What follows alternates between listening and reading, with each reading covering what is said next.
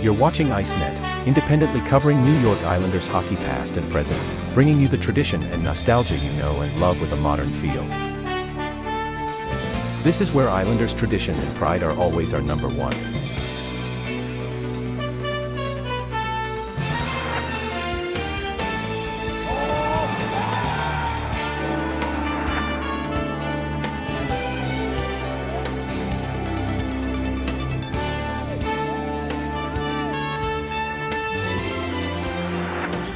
Built by passion for the orange and blue.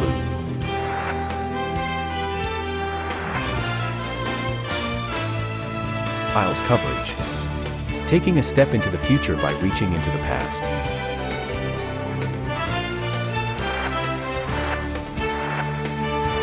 ICENET. Dynasties live here.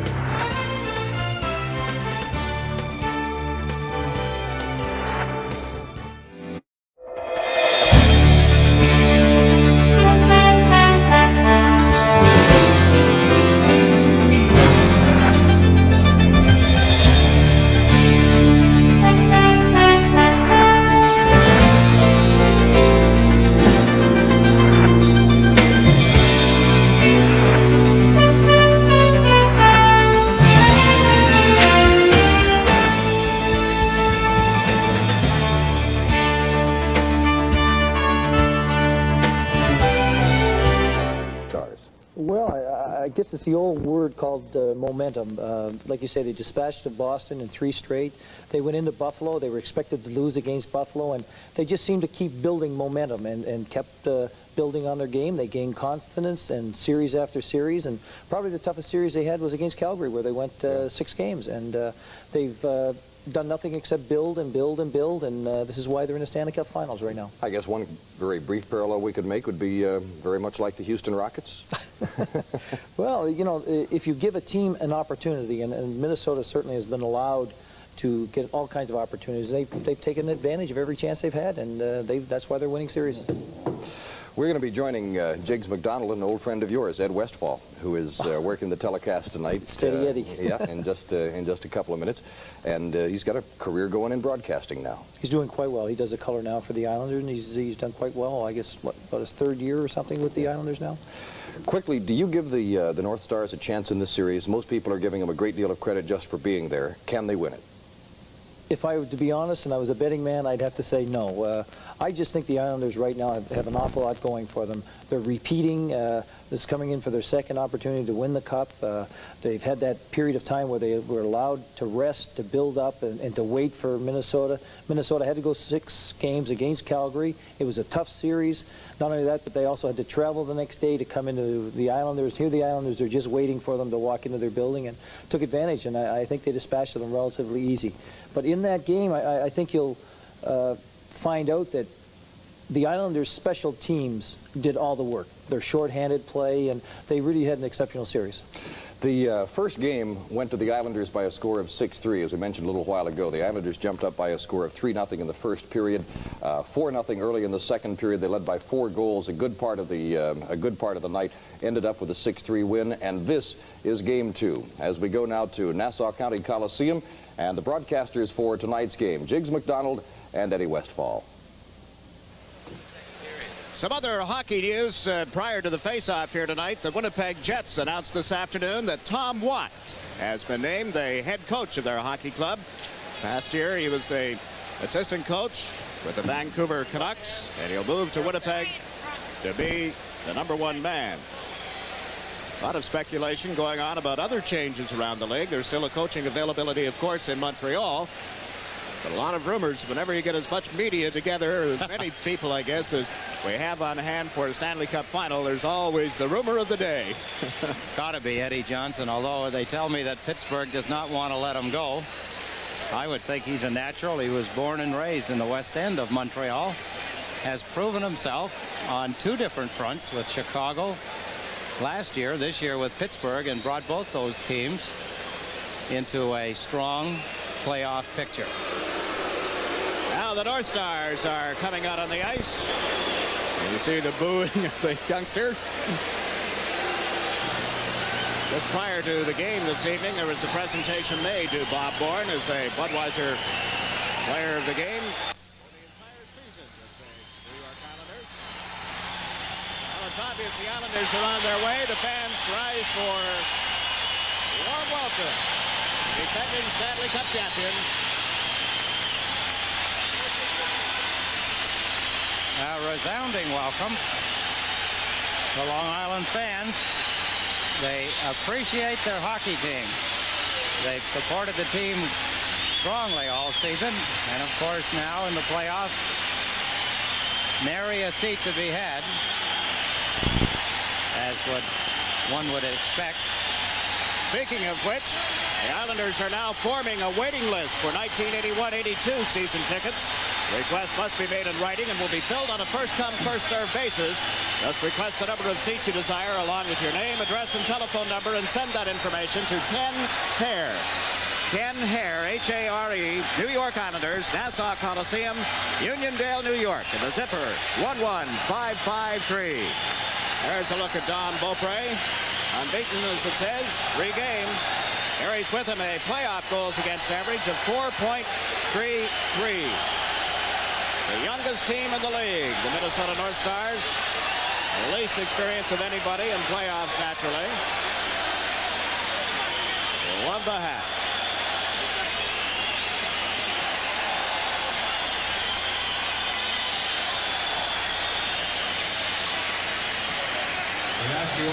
There are nights when the ice must feel that way to players, too. Uphill all night long.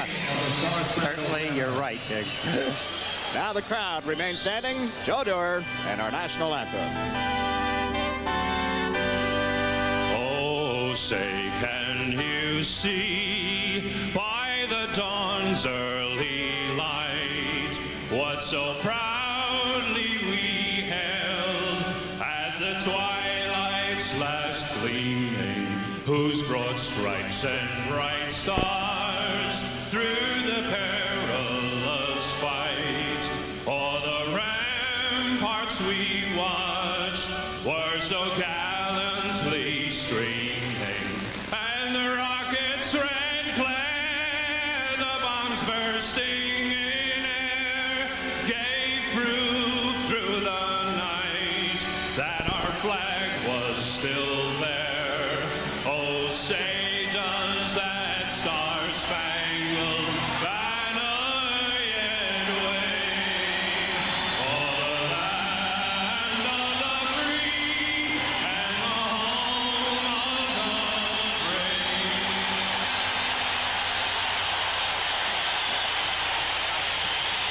15,008 on hand. The game now in the hands of Brian Lewis. The referee, Leon Stickle and Ray Scapanello are the linesmen.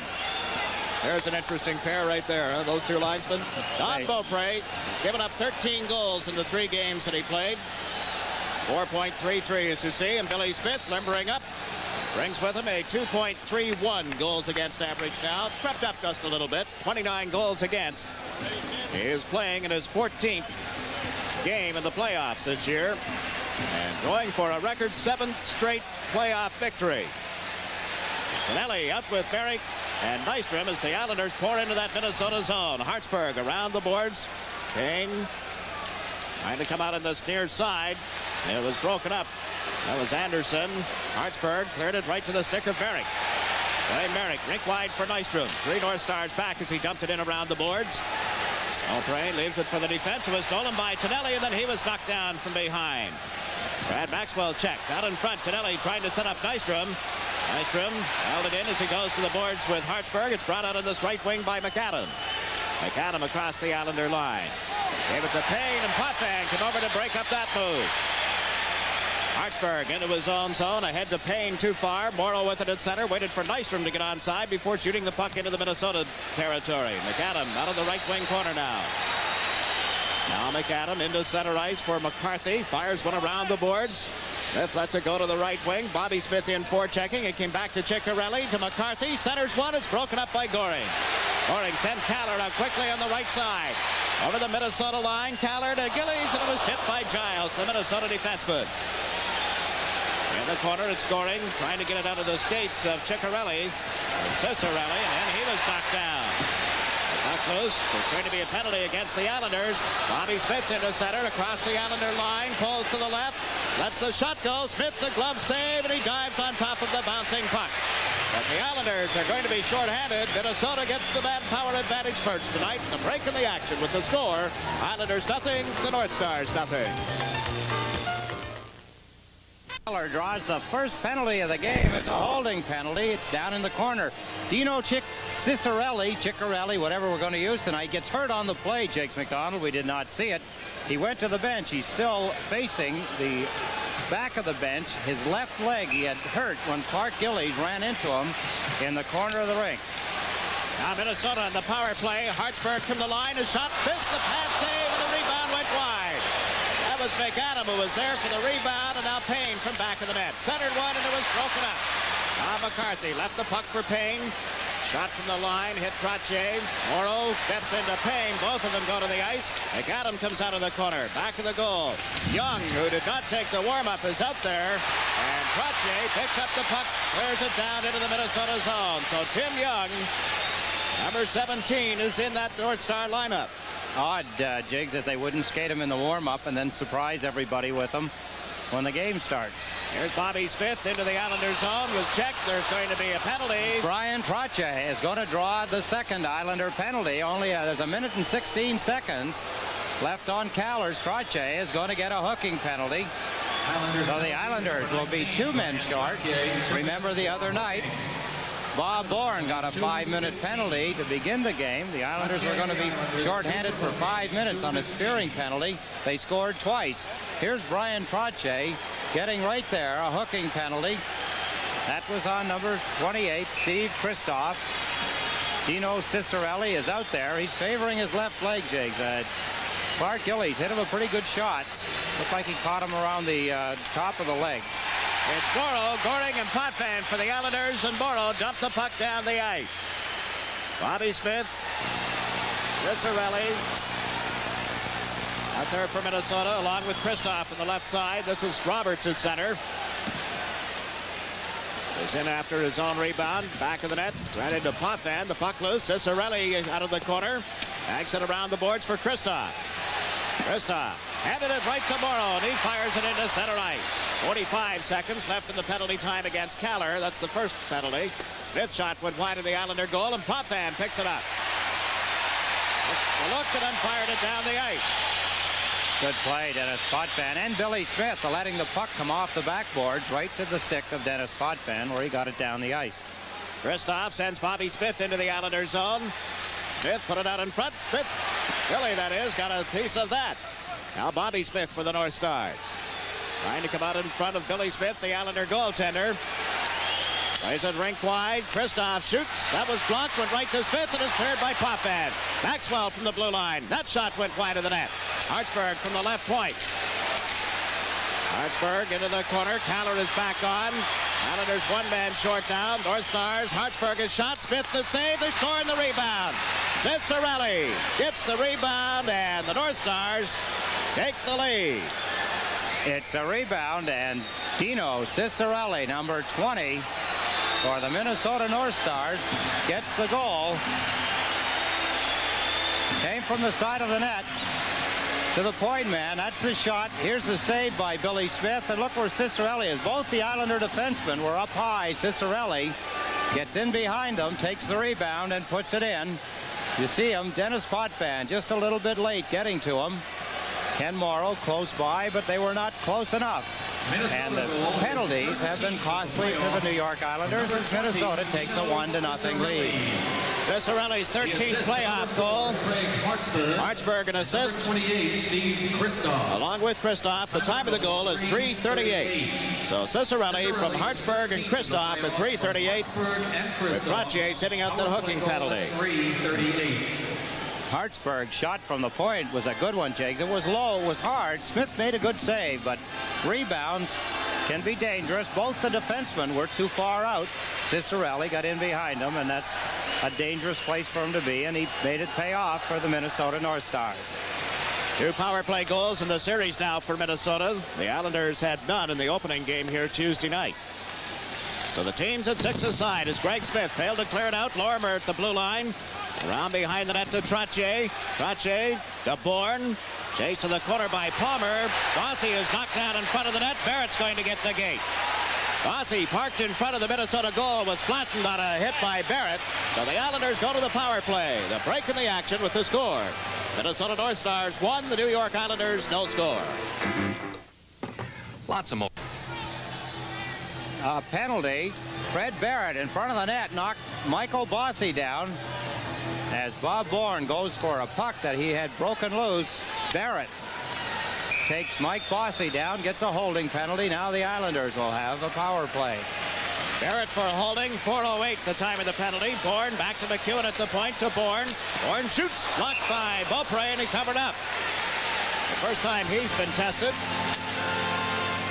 Getting help from number 4 Hartsburg and number 5 Maxwell. The rebound, Beaupre got a hold of it, dropped right at his feet. Both defensemen doing what the Islanders did not do at their end. Take someone out of the play. Do not leave a loose puck or a loose opposing player free around the net. Bourne just fed it back to McEwen into Bob Bourne. Bourne, Bossy, and Trottier up front. The puck back of that Minnesota goal, but in the skates of Anderson. And we'll get a face-off again in the Minnesota territory. Fans reacting. Bossy and Trottier both moved back away from number 7, Neil Broughton. He was holding the puck against the boards. Referee blew the whistle, but it could have been called as a delay of the game, but he did not wait long enough. Referee Lewis didn't. Blew it right away. Trottier won the face-off, but the North Stars clear it to the line. Here's Denny Potvin. Break wide to McEwen. McEwen in front to Bossy. Shoots, he scores! He did it again. Michael Bossy, a power play goal with great speed. Bossy gets his 14th goal of the season. Islanders moving the puck well. It's very difficult to defend against a play like that. Potvin to McEwen. 16 McEwen looking, and he finds Mike Bossy right in the slot area. And as quick as it hits his stick, it's in the net. Number 8, Kent Eric Anderson, could not get to him quick enough. Bossy with his fast release gets the puck on the back of his stick and lets it go. Look at him. He's got the stick in the air, yelling to Mike McEwen, give me the puck, and he did. He put it in. It's 1-1 now. 15 minutes and 27 seconds remaining still here in the first period. The tie score at 1 apiece. Bossy from McEwen and Denny Potvin at 4:33. Ciccarelli scored on a power play for Minnesota at the 3:38 mark. So we're tied at 1. Ciccarelli had scored his 5th power play goal, and that was Mike Bossy's 9th. Now in front of that Minnesota goal, Roberts with the puck up the right side to McAdam. Trying to come in on the boards. Taken out by Langevin. Finelli coming back, and we're going to get a holding penalty here. Langevin appears to be ticketed for the box. There is a break in the action with the score tied. The Islanders 1, the North Stars 1. Compare a Trailways to a Greyhound? How about to a Mercedes? Both have fuel-efficient diesels. The 4th penalty. We have not played 5 minutes into the first period. Dave Langevin right there. He gets a holding penalty on Al McAdam, number 25 of the Minnesota North Stars. So now the North Stars, who have scored an early power play goal, Ciccarelli, get another opportunity with Langevin off for holding. That's also the 3rd holding penalty in the game so far. Tim Young on the faceoff for Minnesota. Caller was off for holding, Trottier for hooking, Barrett for holding, and Langevin also for holding. Now Billy Carroll took the draw against McAdam after Young had been waved out. Potvin around to Trottier. Puck knocked away from him. Denny Potvin picks it up. Potvin ahead to Trottier, but play is called as Morrow and McAdam shoving at one another. Both have gone to the ice, and both are going to go to the penalty box as well. Referee Lewis establishing early that he's not going to put up with any nonsense in his hockey game here at the Nassau Coliseum. He waves Al McAdam, number 25, to the box along with Ken Morrow of the Islanders. Islanders penalty to number 6, Ken Morrow. 2 minutes each for high sticking. 2 minutes each. High sticking. McAdam of Minnesota and Kenny Morrow of the Islanders. Those penalties called at the 5:04 mark. And again, the teams do not play a man short because of them. They're coincidental minor penalties with a penalty already in progress. That was Longevin's holding penalty.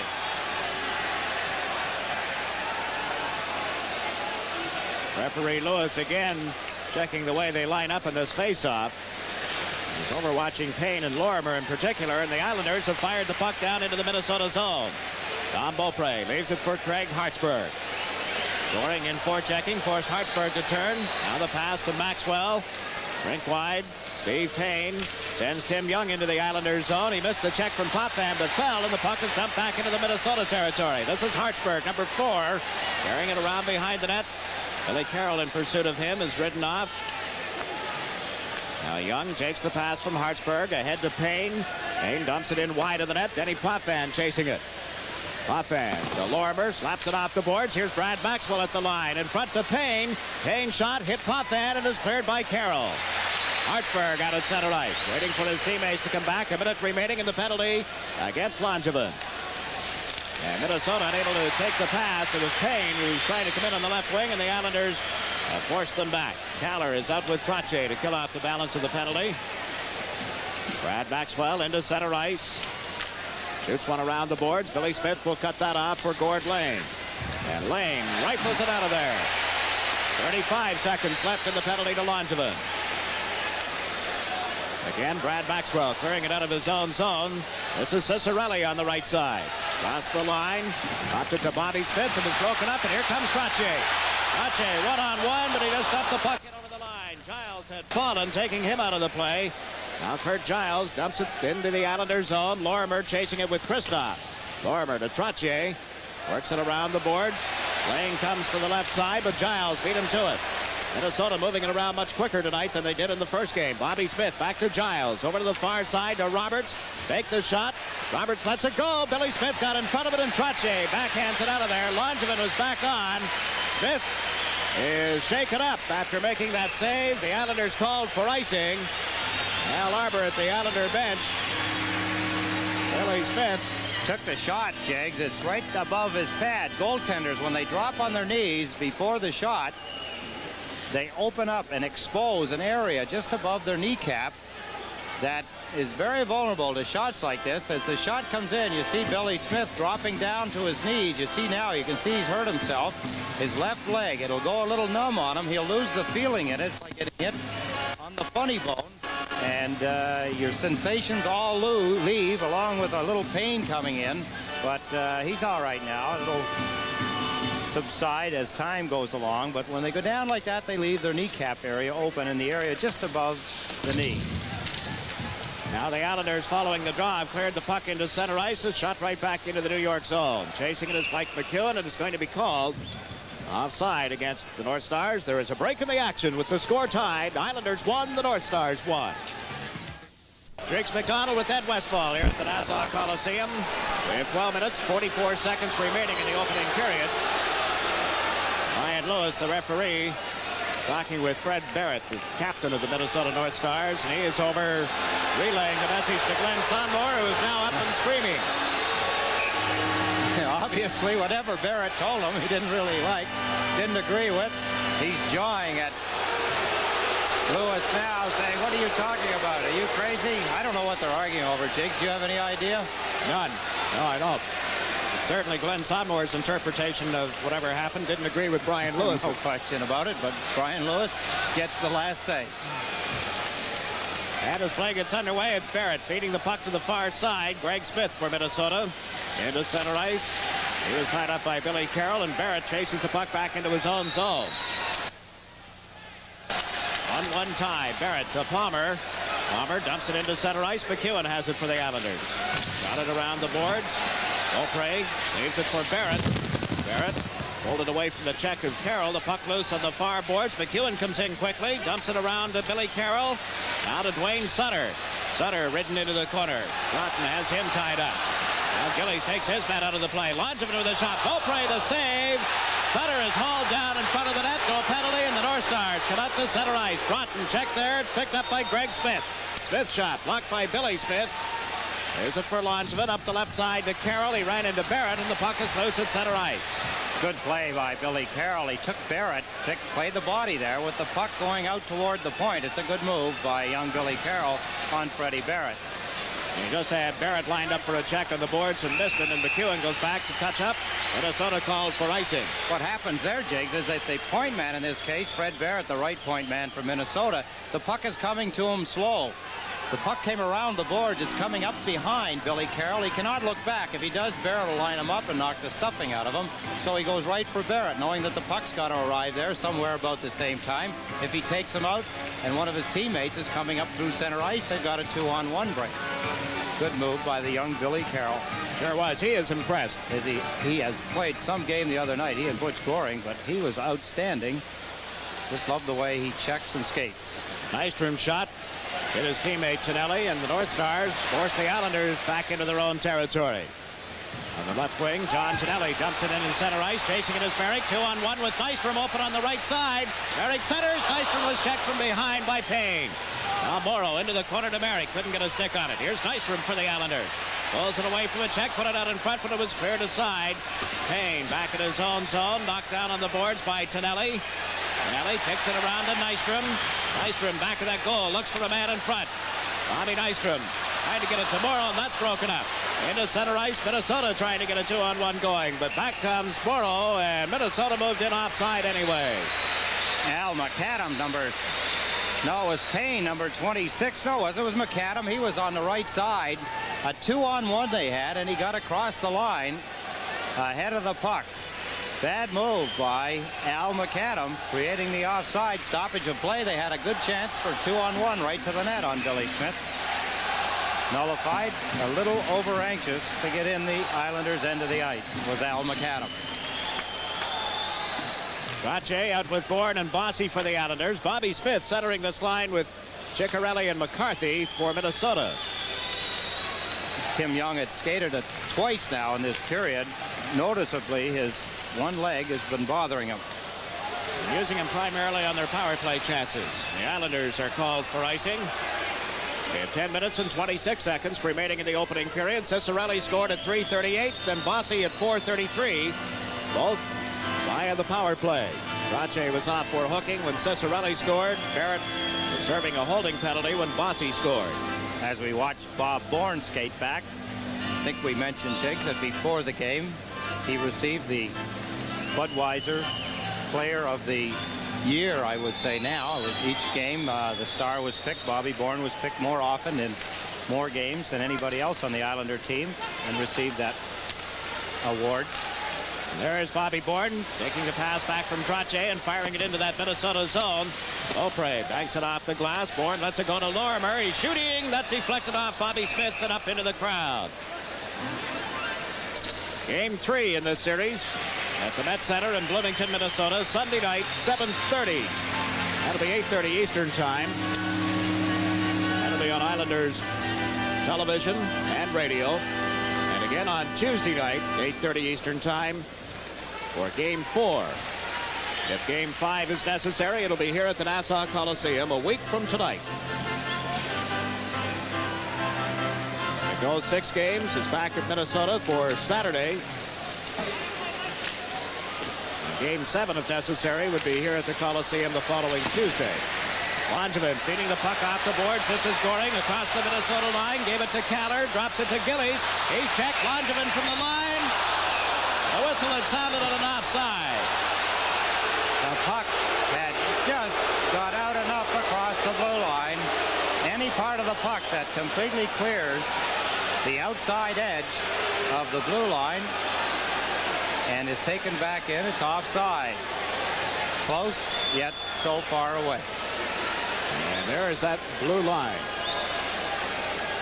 Some talk about experimenting in the future, taking the red line out again. Many years ago, in the early years of the National Hockey League, there was no center ice red line, dividing the ice equally in half. Billy Smith comes up with a save and a long shot. Now Gillies checked in his own blue line by Broughton. Art Gillies, with help from Goring, able to clear it into center ice. Barrett has it. We're tied 1-1 as Barrett takes a hit from Gillies after dumping it into the Islander zone. Backboard is McEwen. McEwen being bothered by Broughton, gave it to Callard. To Goring. Broken up by Palmer. Bob Palmer checked at center ice. Islanders forced into their own zone. Gillies just took a run at Kristoff on the open wing. And Langevin for the New York Islanders feeds the puck to Goring. Into center.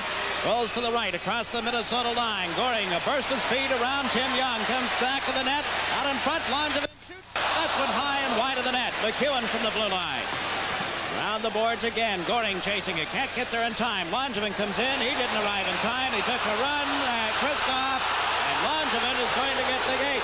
There's a break in the action. The score tied. The Islanders won. The North Stars won. Dave Langevin, his second penalty of the first period, an elbowing penalty at 11:01. Islanders again in a penalty-killing situation. The Minnesota North Stars scored on their first power play opportunity. Here's Payne into the Islanders zone. Steve Payne back to the point. Hartsburg couldn't hold it. Got it to Maxwell at center ice. Now to Payne. Payne shoots the puck around the boards. Billy Smith cuts it off. Langevin for elbowing at 11:01 is the penalty against the Islanders. Hartsburg shot it into the corner.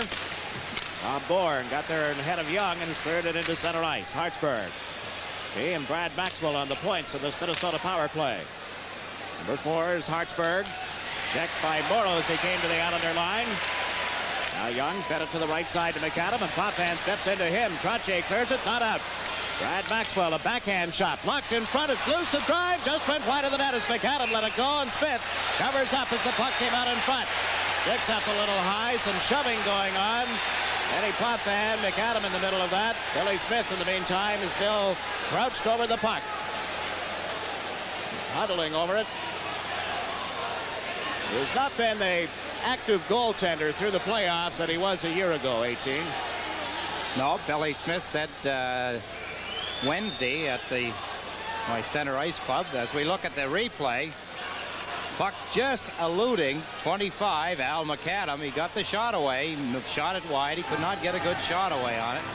He hits Potvin, knocks him down. A little bit of a retaliation from Potvin, but Billy Smith said that he felt that as long as he was stopping the puck, it was main objective in the playoffs was to concentrate and work on stopping the puck. And as he was more successful with it, and he seemed to gain more confidence in doing it that way, he decided to let the players in front of him, the defensemen and his forwards, look after the players around his crease, and he'd concentrate on the puck, and this worked out well for him.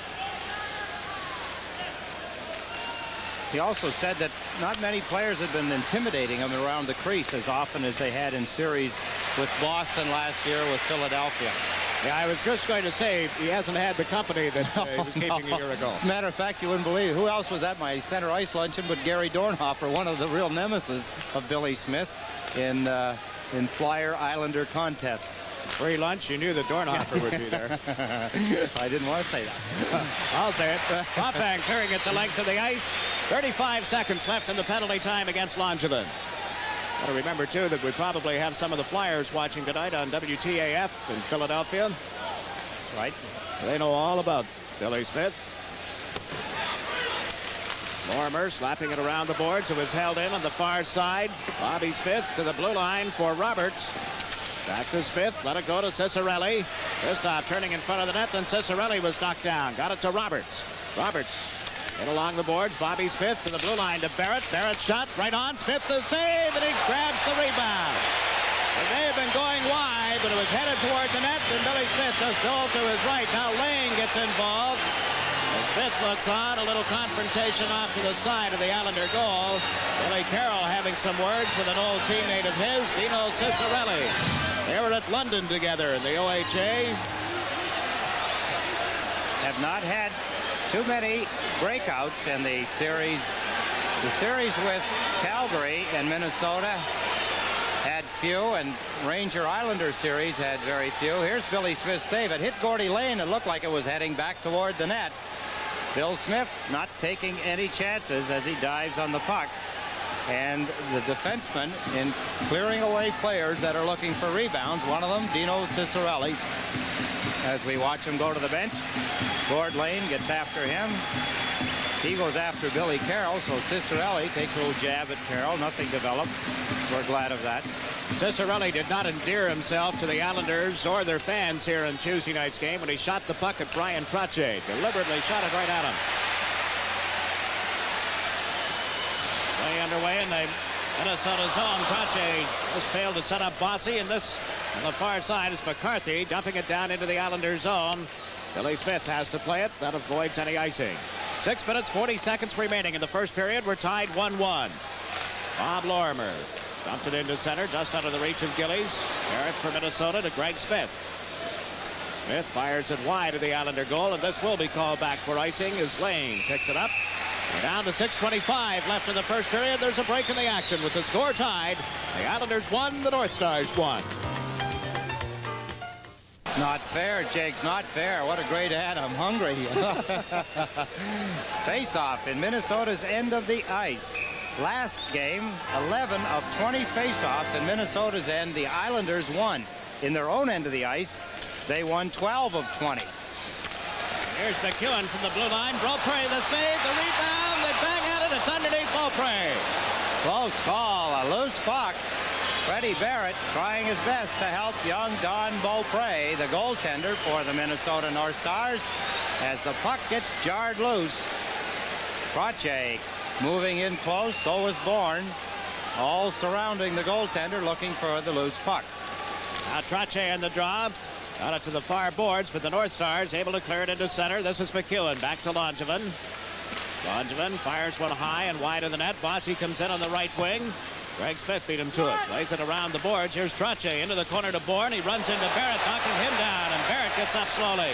Bossy comes from back of the net. Got a shot away, but that was blocked. And play has been called. Barrett got the wind knocked out of him. Bob Bourne hit him with a stiff, straight-up check right in the middle of the breastbone, and that knocks the wind out of you. And Freddie Barrett went down. He got up, struggling, trying to get back in the play. He knows that his team was shorthanded with him out of the play. Here it is here. There's Barrett. Watch the shoulder of Bourne. Hits him right in the middle of the chest. Lifted him right off his feet. Tremendous check by Bob Bourne. Barrett went down heavily, got back up. He was trying, Jakes, to get back in the play. That's a valiant effort by Barrett. When you're knocked kind of a little fuzzy the way he was, you get spun around, and you actually do not know which is up, which is down, but he was trying to regain his feet. Tried once and fell down and fell the second time. Well, we saw Barrett over at the Minnesota bench. Bob Bourne has gone to the Islander bench as Hal Arbor has sent Barrett, Nystrom, and Tonelli out there, along with Potvin and Morrow at the points. 1-1 tie. As I was saying, 11 of 20 face-offs on Tuesday night's game, or the first game. The Islanders won in Minnesota's end of the ice. That's remarkable. The pass to Tonelli, a backhander, Beaupre the save. McAdam failed to pick up the rebound. Anderson coming out in the right wing, ran into Merrick. The puck went into the penalty box. 5:37 remaining in the opening period. And speaking of face-offs, there's a guy that'll win a lot of face-offs for you. Not Beaupre, number 11 for the Islanders, Wayne Merrick.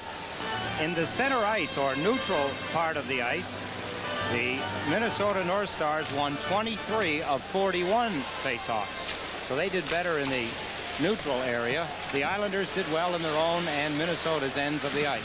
Tough to score from a face-off in the center ice area, though, 18. Definitely, but possession is still a big thing. Oh, true. Here's Nystrom. He scores! And speaking of possession, Bobby Nystrom from the left side again. His right-hand shot off the left side fools Don Beaupre, John Tonelli, Wayne Merrick, all in there digging hard. And Bob Nystrom gets the loose puck. Number 4, Hartsburg, goes down trying to block it. He actually blocks the view. John Tonelli got the puck. Nystrom quickly shot it. Hartsburg, number 4, did not get a chance to get in front of the shot. He got in front of his goaltender, who did not see it. And Bob Nystrom has given the Islanders a 2-1 lead. Bobby Nystrom, his 5th goal of the playoffs. The assist to number 11, Wayne Merrick, and number 27, John Tonelli. Merrick and Tonelli on the assist. The goal at 14:39. Nystrom is fifth of this playoff year. Merrick and Tonelli at 14:39. Islanders lead it 2-1. Good hustle by the line again, Jiggs. Wayne Merrick in digging along with John Tonelli, and Tonelli got the loose puck. Nystrom seemed to just take it off his stick as Tonelli was knocked down, and he just ushered it quickly into the left side of the net. Good shot by Bob Nystrom. The thing there, you're in close and the puck is loose, get it away quickly. Any shot around the net, close in, get it away quick. Doesn't give the goaltender time to set up for the shot. Nystrom did not give Beaupre time, and he put it by him. Now Goring on the face-off, as Sutter and Gillies with him. Lane and Lorimer, the Islander defense. This is Giles for Minnesota. One defenseman plays it up the left side. It hit Bobby Smith, and Wayne Sutter just dumps it back into the Minnesota zone. Here's Gillies coming in around the check of Giles, but then played it wide. Goring back in the net. Sutter couldn't get a stick on it. The puck ends up down in the Islander territory. Good hustle by Clark Gillies. Sprung himself loose, but he could not get the shot away. Lorimer turned it off a skate into center ice. Jack Carlson fires it right back to the Islanders zone. Lorimer to Goring, pokes it in over the line. Sutter comes in after it, can't get a stick on it. Carlson handed it right to Sutter. Sutter to Goring. He couldn't pick up the pass, and Carlson feeds it down to Ciccarelli. Long shot bounces off Lane into the Islanders zone.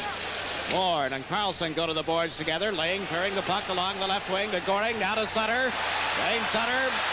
Greg Smith back for Minnesota. Sutter unable to get around him completely, and Bobby Smith takes over for the North Stars.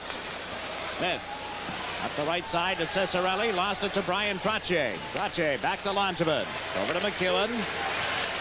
Now to Bourne. Into center. Back to Trottier. Trottier fires it wide of the Minnesota goal. Bourne in after it. Right into Barrett again, knocking him down. Here's Bossy back in the goal. Out in front to Trottier. And he was turned around by Greg Smith and knocked down. Bossy gets a shot away. Grabbed by Beaupre, and he holds on. Hustle by the Islanders. That's how they get goals. They got a lot of them during the regular season and in the playoffs. From what we just saw, the same thing, the same pattern. Good hustle by Bob Bourne, knocking Barrett down again. Trottier in quickly, so was Bossy. Trottier swung at the puck, missed, knocked his man down, and Bossy, the puck was rolling. He couldn't get the shot away from point-blank range, right in front of Beaupre. His stick went underneath it. He hit it a little fat. Now Langevin lets one go from the face-off. It's picked up in the corner by Bourne. Bourne turning. Tried to leave it for Bossy, and that was broken up. Broughton ran into a check from Trottier. Here's Kristoff over the line. Can't get around Dave Langevin, and McEwen comes up with the puck. Mike McEwen to Trottier over the line. It was checked by that Minnesota defense. Langevin has it again at center. Dave Langevin had a little difficulty in clearing it. Palmer back for Minnesota to Barrett. Freddie Barrett lofts it high into the Islanders zone. McEwen around the boards to John Tonelli on the left wing. Tonelli fired it into center. It's going to go the length of the ice. Nystrom can't get there in time. Greg Smith touching up. We have 2:59 remaining in the opening period. Ciccarelli for Minnesota, then Bossy and Nystrom for the Islanders. It's 2-1. A little less than 3 minutes to play. Brian Trottier giving a friendly tap to John Tonelli.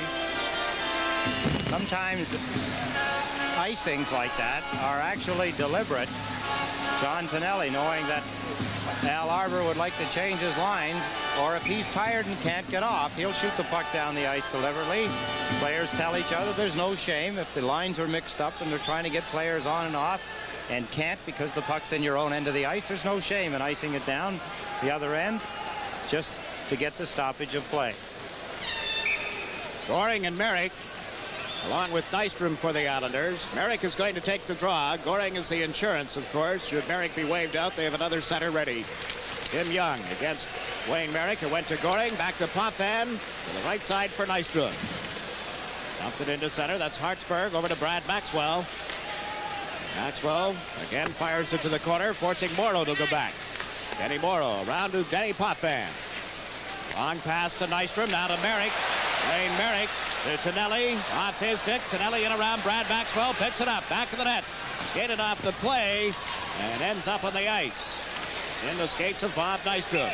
And finally, frozen, they roll for a face-off, although it appeared to be moving. It did. John Tonelli signaling to the referee. Brian Lewis, that's a fast whistle. Don't do that to me when I'm on the ice. I like to dig that puck out. And Bobby Nystrom does it well when John Tonelli and he are on the ice together. Nystrom will dig it loose. They do not want to tie it up. They like to keep it in motion, and Merrick will be cruising out in the high slot area. Young against Merrick on the face-off. Wayne Merrick back to Kenny Morrow. Morrow's shot went wide in the net. Round to the right wing boards, and Brad Maxwell plays it into center ice. It got away from Denny Potvin, and Morrow hustles after it. And that's icing against Minnesota. 2:16 left in the first period. Stanley Cup playoffs, Jiggs, have now gone 27 games without an overtime game, which is somewhat unusual. 2 overtime games during the quarterfinals. Buffalo defeating Minnesota 5-4. Craig Ramsey scored that goal at 16:32.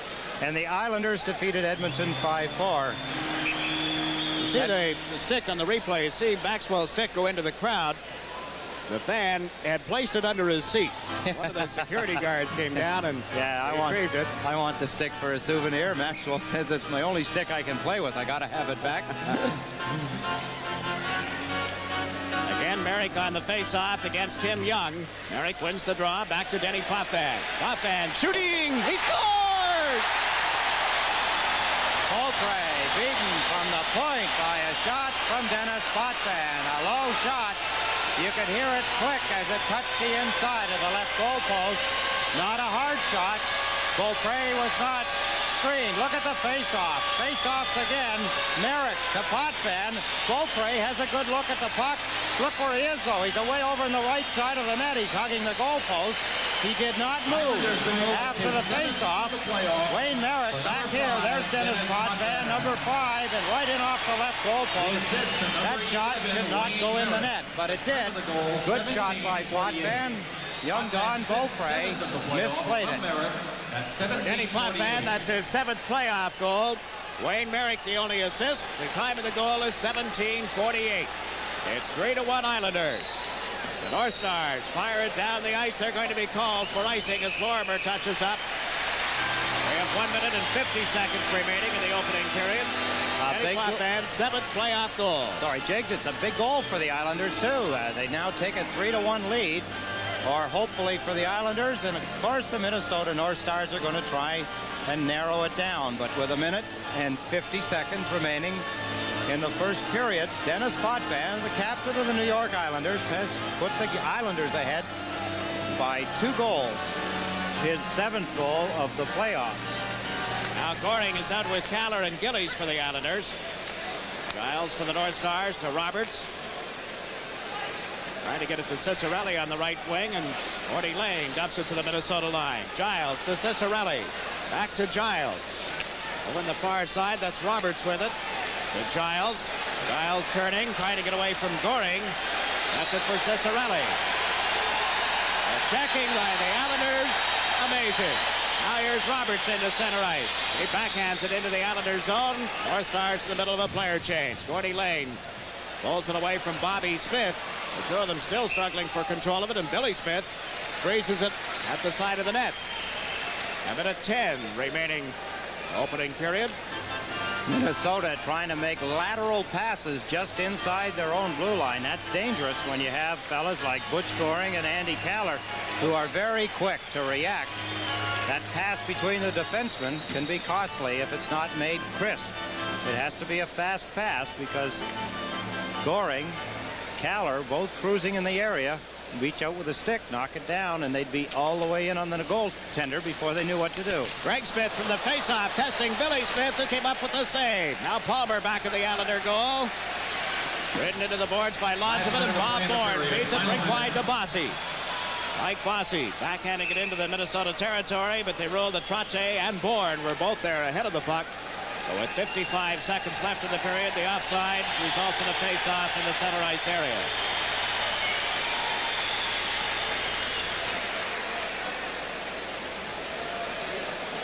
Big cheer from the crowd, but I think it was for either an officer or a security person.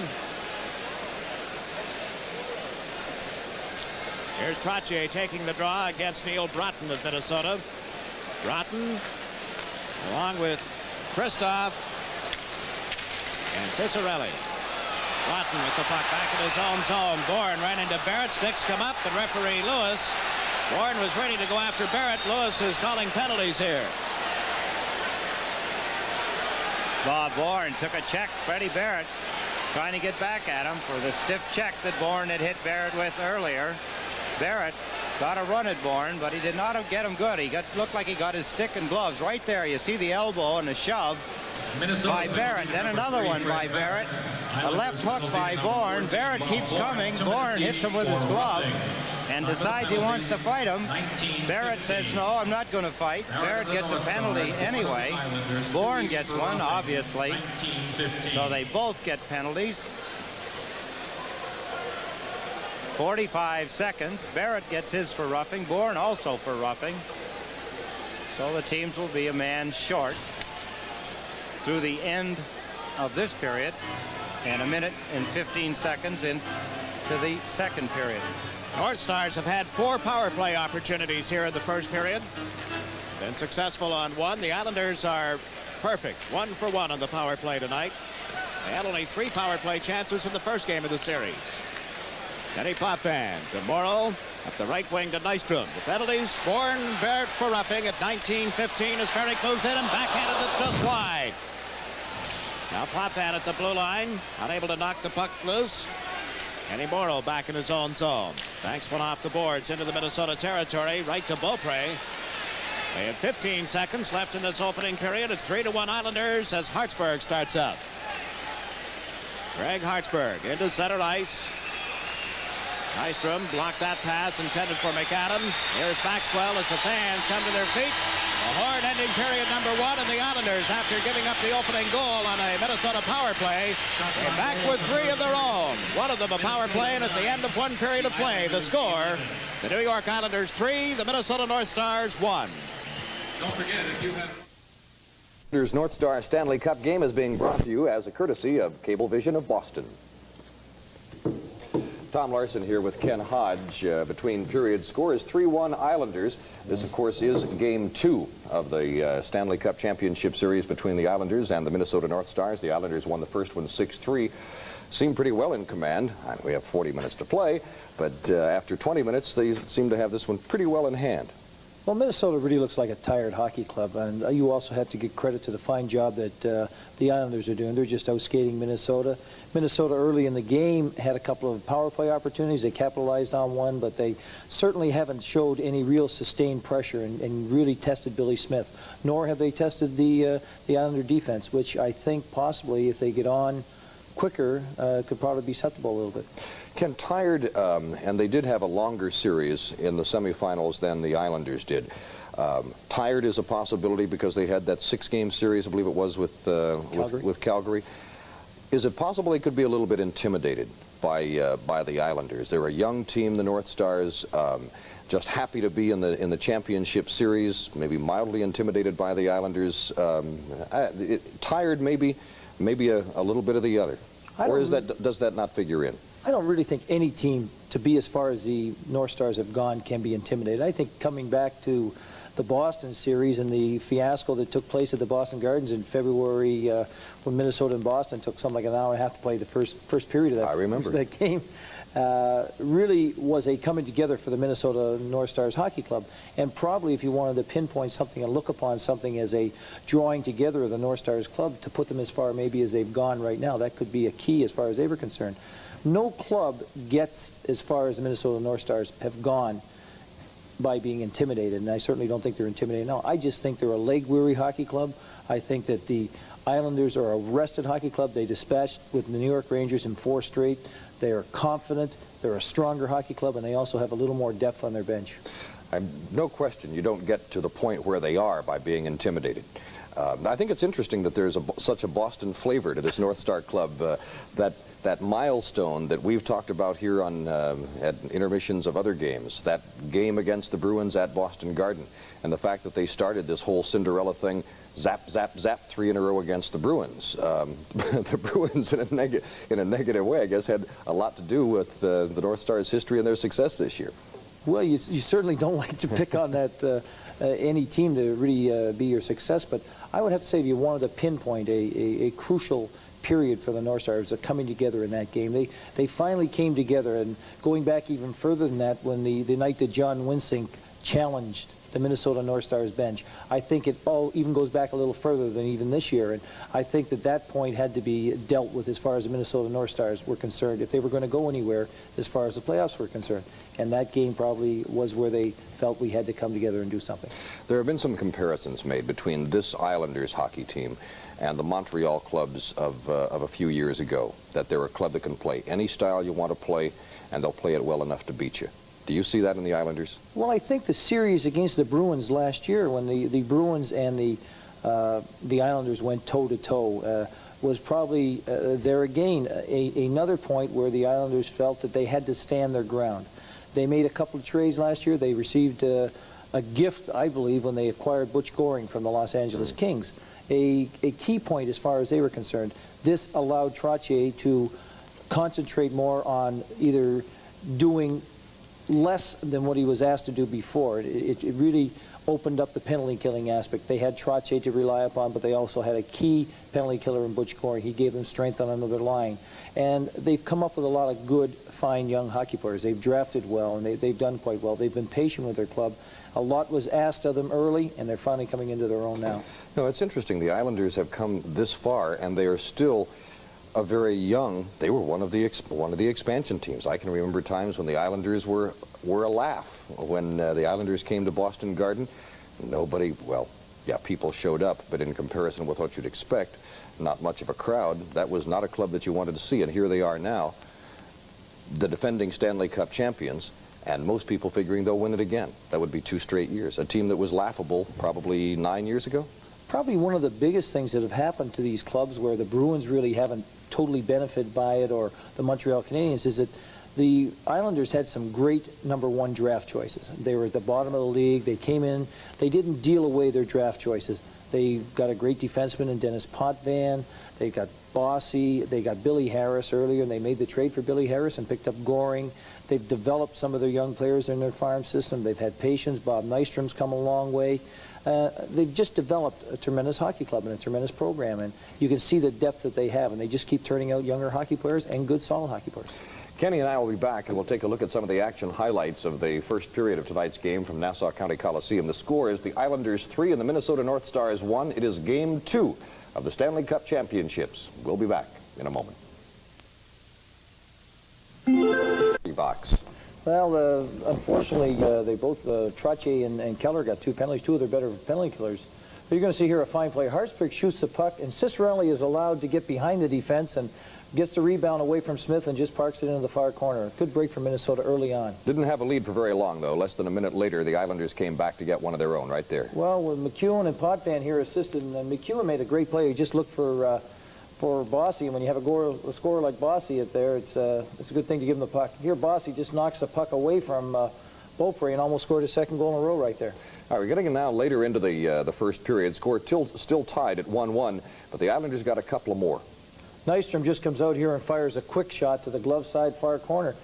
Fortunately for the Islanders there, all 3 of their players were trapped in that one left side of the rink, and Nystrom is allowed to walk out with the puck, and he just fires a quick wrist shot just by the glove of Beaupre, and really had no chance. Here you're going to see all 3 of them are in the corner together, and Nystrom walks out and fires a quick shot, and I think that Beaupre was a little screened there by Hartsburg as he was going down. That made it 2-1. This one makes it 3-1 Islanders. Fine play here. You got to give credit to Wayne Merrick. I mean, he wins the draw back to Potvin, wins it cleanly. Potvin walks in and blasts it off the left post, and I just think that Beaupre could have probably been coming out and challenging the shot a little bit more. And you know, when you start banging the puck off the post, you know things are not going in your way. Here you're going to see a great play here by Merrick. He wins the draw back. Potvin walks in. He's got a good slap shot here. Keeps it low, and Beaupre just seems to be a little too far over to his right. He probably could have been coming out and a little more to his left, and the puck goes off the far goal post. So it's 3-1 Islanders, and the shots on goal in that first period, Islanders 11 and the Minnesota North Stars 9. The Islanders won the first game by a score of 6-3. Minnesota has led in this series by a total of 50-some seconds, and that was from the time of the Cicerelli goal until Bossy responded at 4 minutes 33 seconds. 80 minutes, and the Islanders, or the North Stars, have led for less than a minute of those 80 minutes of hockey. We'll be back. Check the summary of the first period in a moment. Here's the way it happened in the first period. Dino Cicerelli scored for the Islanders on a for the North Stars on a power play at 3 minutes and 38 seconds. Kristoff and Hartsburg had the 2 assists on the goal, and for a very brief period of time, the North Stars led in the hockey game. Then the Islanders came back. They would score 3 in a row. Mike Bossy with a power play goal for the Islanders at 4 minutes 33 seconds. Dennis Potvin and McEwen had the assist. That tied the score at 1-1. Then it was Bob Nystrom at 14:39 from Tonelli and Merrick. For Nystrom, his 5th of the playoffs. That gave the Islanders the lead at 2-1, and they moved that up to 3-1 when Dennis Potvin scored at 17 minutes and 48 seconds, his 7th of the playoffs, and the assist went to Merrick. 3-1 Islanders, the score at the end of the first period. Shots on goal, Islanders with 11, and the Minnesota North Stars with 9. Penalty minutes in that period, by the way, there were 12 called against the New York Islanders, 12 minutes in penalties, 6 minors, and 3 penalties, 6 minutes called against the Minnesota North Stars. And one of the things that it looked there for a while as though the North Stars, who would probably be well advised to avoid the Islanders' power play, that they didn't mind banging around a little bit, maybe taking a penalty here and there. Well, I think they realize they have to come out and play a hard, aggressive game and avoid taking penalties, but they have to play the body. The Islanders right now are just skating all over the place, and to slow them down is exactly what Calgary had to do to Minnesota the other night in Calgary. They had to play the body, slow them down, and allow them to pick up the tempo themselves and carry it on. Let's check that second period, Ken. It's coming up here. Let's go back to Nassau County Coliseum. Jiggs McDonald and former Bruin Ed Westfall doing the color and analysis. Well, we hope you're enjoying this telecast from the Nassau Coliseum on Sports Channel, both on Manhattan Cable and on teleprompter. Tonight, we welcome you. Of course, the service soon to be available regularly with Sports Channel on those cable companies. And we welcome the audience on good old TV 38 in Boston. Dick Dalrymple is here looking after things for them. And we're also on the air tonight in Philadelphia in WTAF, the Philadelphia Flyers station, Channel 29. Back in Boston, my 2 daughters, I understand, Kim and Sherry, are watching the game. I want to say hello to them, their mother. Probably wondered for a long time what Dad did for a living, huh? Yeah, now, well, listen, everybody has to find out what Dad does for a living at some time. Dad's had so many jobs. I can remember when my youngsters reached that age, they finally realized what their dad did, and they said, they pay you for that? Yes, but not well. Or not nearly often enough. Maybe that's it. Yeah. It's Merrick and Nystrom up front, Potvin and Morrow on the Islander defense as Bourne and Barrett continue to serve their roughing penalties, called at 19:15 of that opening period. This is Payne, number 26 for Minnesota. Steve Payne's long shot. Smith blocked it and then went down and covered up. Often people wonder why a goaltender, when he makes that save, does not unload it or pass it off to his defenseman. What happens in that case, Billy Smith going down just a little bit early again. He gets the puck trapped in the top part of his pads, kind of sinks into the padding on the inside on the top of his pads, and he can't get a hold of it with the big mitts on, so he can't get it loose and make a play with it, so he just goes down, holds onto it, and stops the play. Now Merrick to face off against Al McAdam. McAdam got the draw in the Islanders zone. Back to Roberts. Around the boards. Morrow let it go to Denny Potvin. Up the left side to Trottier. Merrick moving up with him. Trottier over the line. He's shooting. Grabbed by Beaupre. He started to go down. Reached up with that catching glove. This is Roberts for Minnesota. At the left wing to Payne. Nystrom comes over to stop him. Picked up by Roberts. Roberts played it in around Morrow, then was spun around and knocked down. Here's Wayne Merrick for the Islanders. Merrick with 2 assists here tonight to go along with an excellent first game where he scored 2 goals. Kenny Morrow feeds the pass for Potvin. Into center, 20 seconds left in the penalties. This is Nystrom trying to come in around Roberts. Turns back at the blue line. That's a goal off the stick hand of the goaltender Beaupre. Now Potvin to Merrick at the side of the net. Couldn't feed it out in front to Nystrom. Tony Roberts for Minnesota to Bobby Smith. Goring is out for the Islanders. Smith takes the long shot. Pulled to the left wing. Plays a pass cross ice. McCarthy lets one go and it was blocked by Potvin.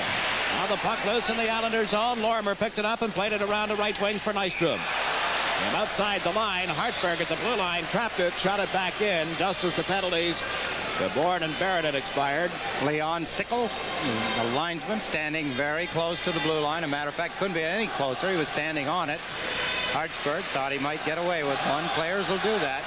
Rather than try and take the puck from that position all the way back into center ice, they think they're going to get away with it, and usually they don't. Thinking back to the finals of a year ago, Leon, I'm sure, is very, very aware of on that particular same blue line. Yes, Jigs. An offside at the blue line by the Islanders against the Flyers. He missed. Sorry, Leon, we shouldn't have even mentioned it. Well, Bobby, it's fun now. He laughs about it. We didn't do it intentionally. Oh, no. Bobby Smith to Hartsburg. Ed Snyder thinks so. Hartsburg checked by Lorimer. The puck loose at center ice. Caller chasing it. Andy Caller around Brad Maxwell. Gillies open. Caller to Gillies, and the pass just out of his reach. Ciccarelli for the North Stars.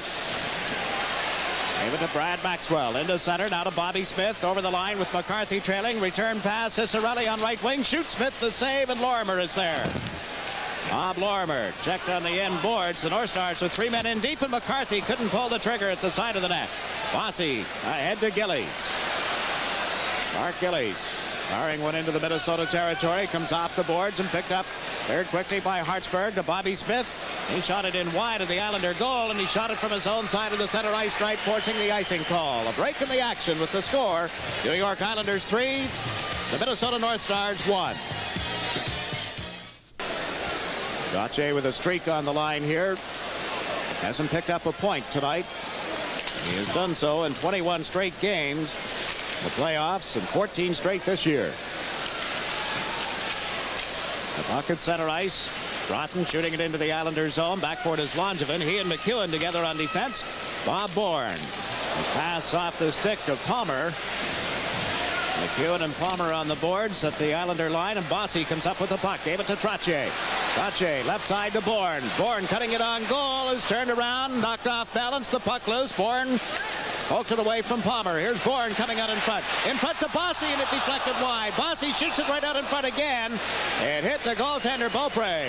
Heads up move by Bossy. It may have hit the stick, it may have hit him somewhere else and bounced into the net. You got to know that that's what he was trying to do, Jigs, as he takes the puck from behind the net and rifles it out in front, hoping it may just hit the goaltender and go in. Here's Bob Bourne, takes the puck. Number 14, Bourne, makes the play to Mike Bossy, cutting in.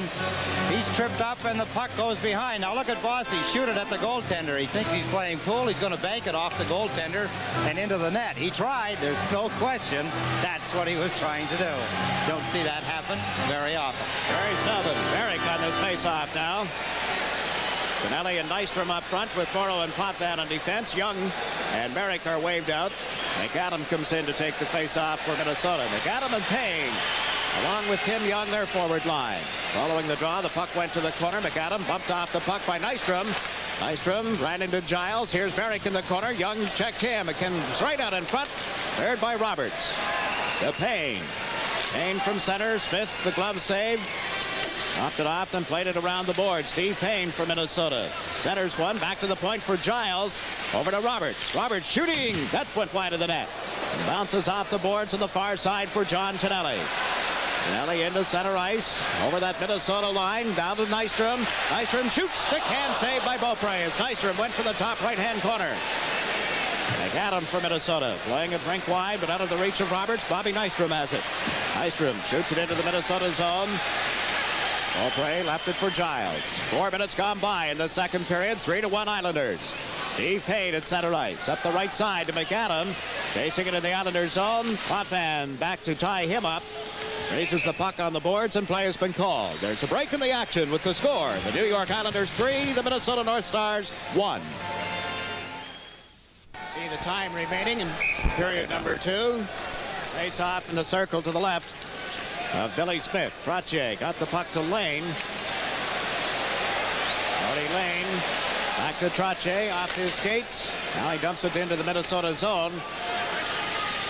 He was the second center out there and is replaced now as Gillies has come out with Goring and Wayne Sutter. North Stars just played it into center ice. Lane back to Sutter, but it was offside. at the Minnesota line. Oh, ran into one of your old teammates last night, Mr. Westfall. I bet I know who it was, too. I'm mad at him. Billy Harris is in town, or he was in town. I understand he left today. He was in town for a day or two. Now with the Los Angeles Kings, has already spent his vacation in Honolulu. He did go? Yeah, he did. I understand that some of the players, or one of them in particular, did not go. One of them went to Las Vegas and got married. Charlie Simmer and Miss Terry Wells. Here's Gillies into the Minnesota zone. Couldn't get around to Hartsburg. Played rink wide to Bobby Smith. Now to Hartsburg. He can fire it. Let's it go. Smith the save. Dropped it off for Lang. And Lang just dumps it into center ice. Hartsburg back on the Minnesota defense. Over to Brad Maxwell. Now to Hartsburg. Ahead on the left side. This is McCarthy to Bobby Smith. Smith pulled it in around Lane, got over the line, gave it back to McCarthy. McCarthy shooting. That went wide of the goal. Ciccarelli from the right wing. A long shot deflected wide. Bobby Smith picks it up. Put it out in front. McCarthy couldn't take the pass. Goring sends Gillies out on left wing. Gillies a long shot. Beaupre makes that save. Hartsburg leads the rush for the North Stars. Now to Bobby Smith across the line. Slowed up by Lorimer's hit. And Billy Carroll rounds the goal for the Islanders. Billy Carroll to Lane.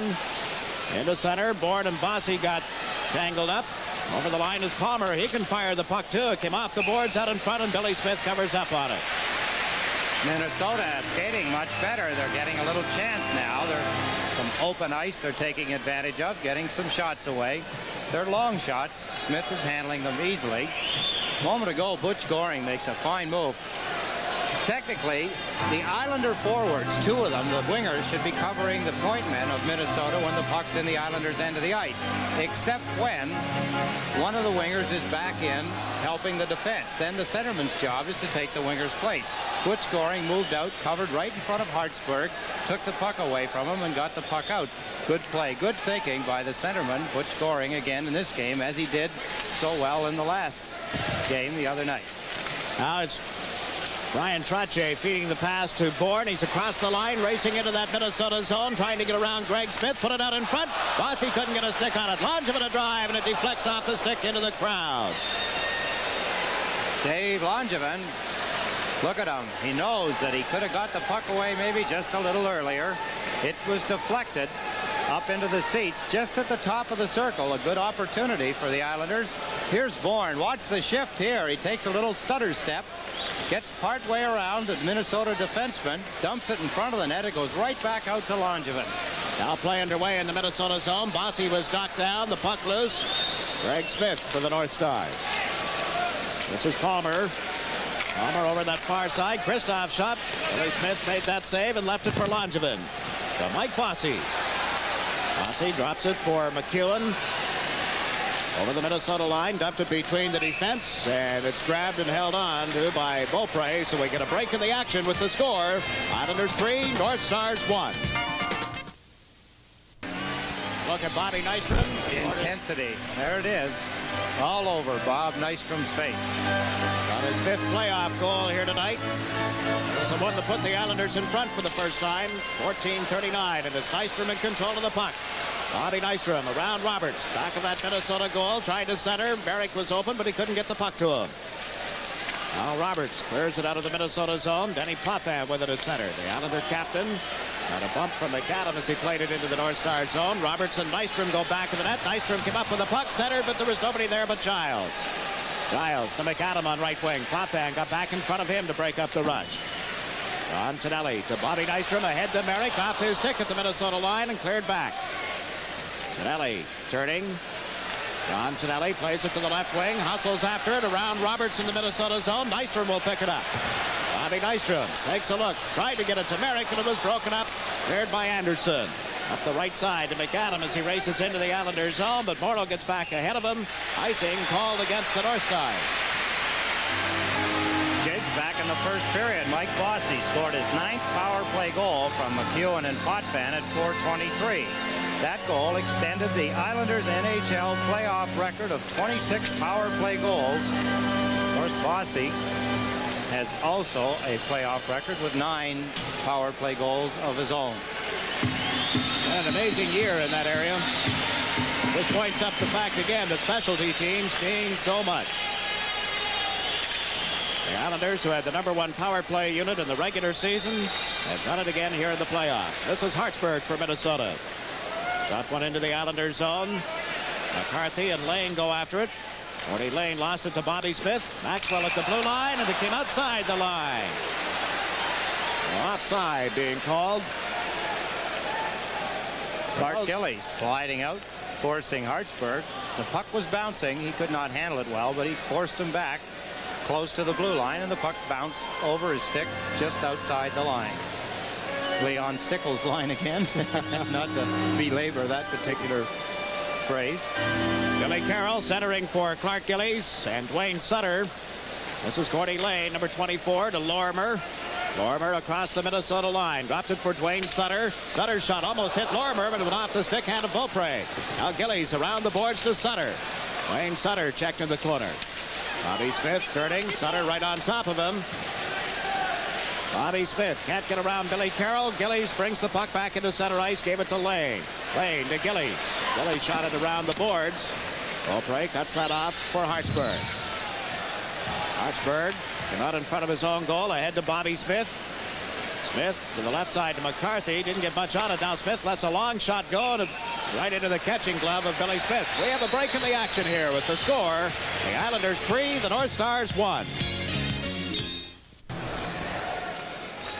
Taking a look at the New York Islander bench. Yep. Jimmy Pickard to the right of Al Arbor, to the left as you look at the screen. That's the equipment manager. Niagara Falls, Ontario fella. Pretty fair golfer, I hear. Yes, he is. In your league? Oh, yes. Okay. Trache fed the puck to Bourne, who dumps one wide of the Minnesota goal. Beaupre covers up at the side of the net. Trache had been in there and been able to control the puck, and Beaupre alertly decides we better get a face-off here. Minnesota having a lot of trouble, Jakes. They're not getting any shots at Billy Smith. Not good ones, not in close ones. The Islanders closing them down. The forwards are back-checking well. The defense handling the puck well in their own end. When Minnesota dumps the puck in, the Islanders are back quickly. Forwards are in position, and the defense make one move, and it's out. Langevin, a long shot went wide. McEwen off the right point. Dumped one off in front. Bossy in the corner.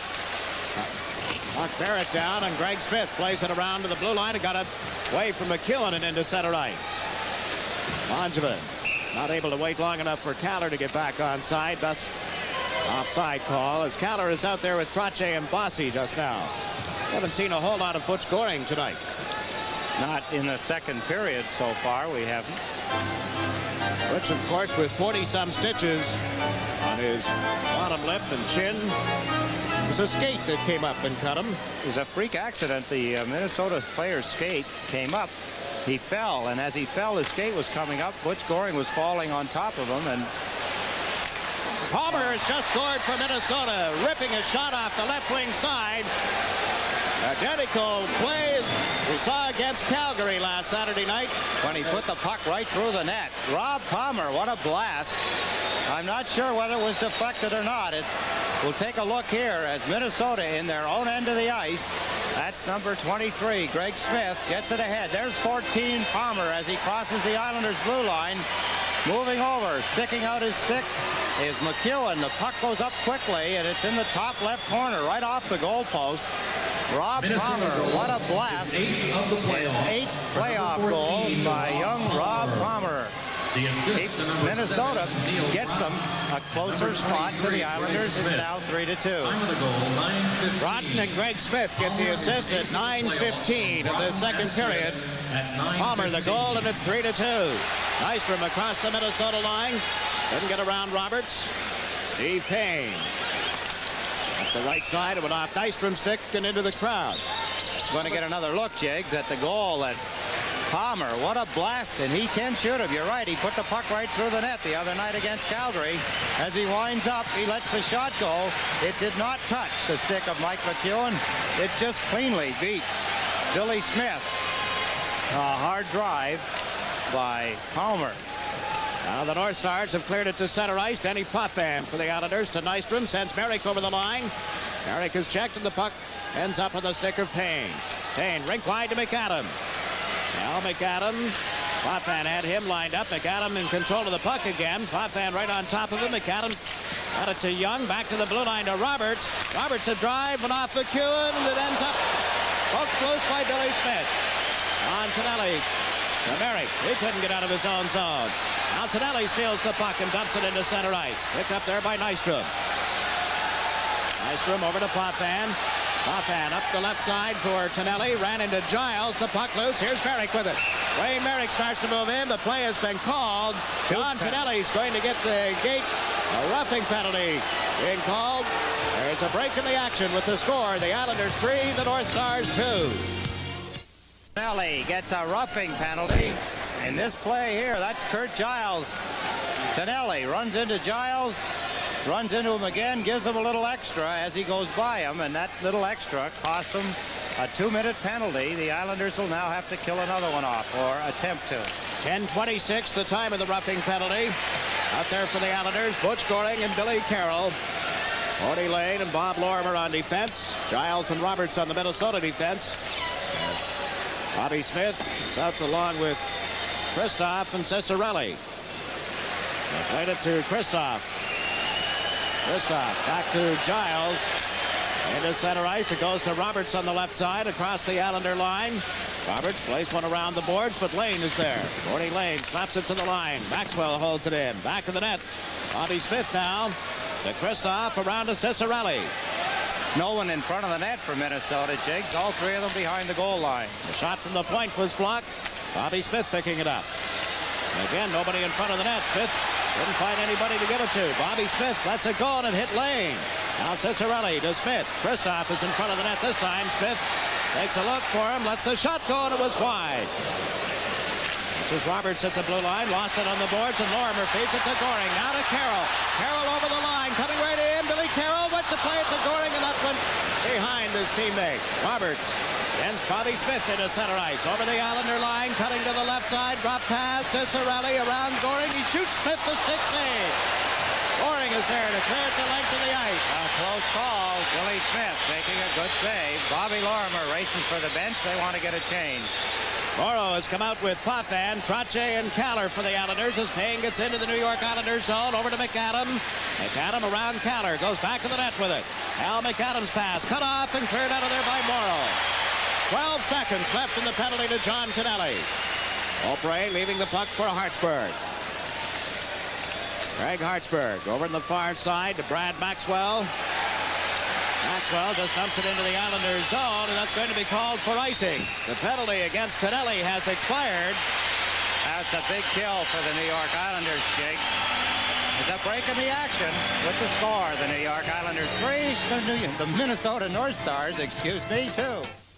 There you see the amount of time remaining in period number 2 as Trottier moves in for the face-off. Kaller is on the left wing. Bossy is on the right side.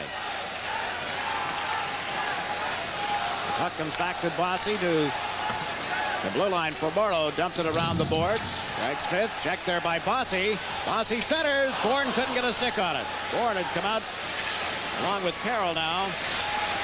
Greg Smith to the Islander line. Ran into Billy Carroll. Comes in offside on the play.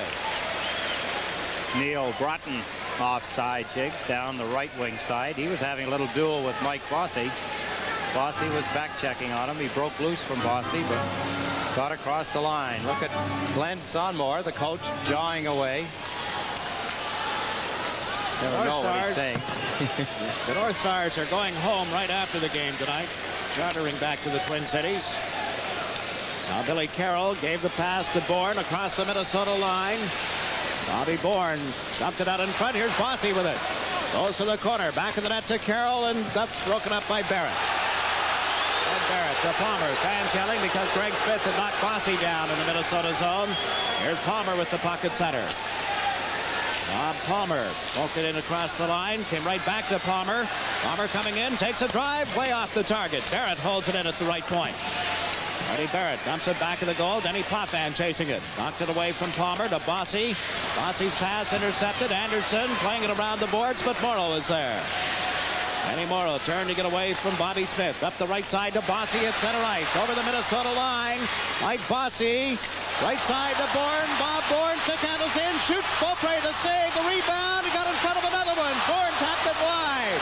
Here's Bossy to Potvin. Danny Potvin into the corner. Bossy comes off the boards. Gave it to Carroll. Billy Carroll put it out in front, and that was blocked by Hartsburg. It comes out in front again and cleared by Palmer. Islanders applying some pressure. Langevin back to touch up. Minnesota called for icing with 5:49 left in the second period.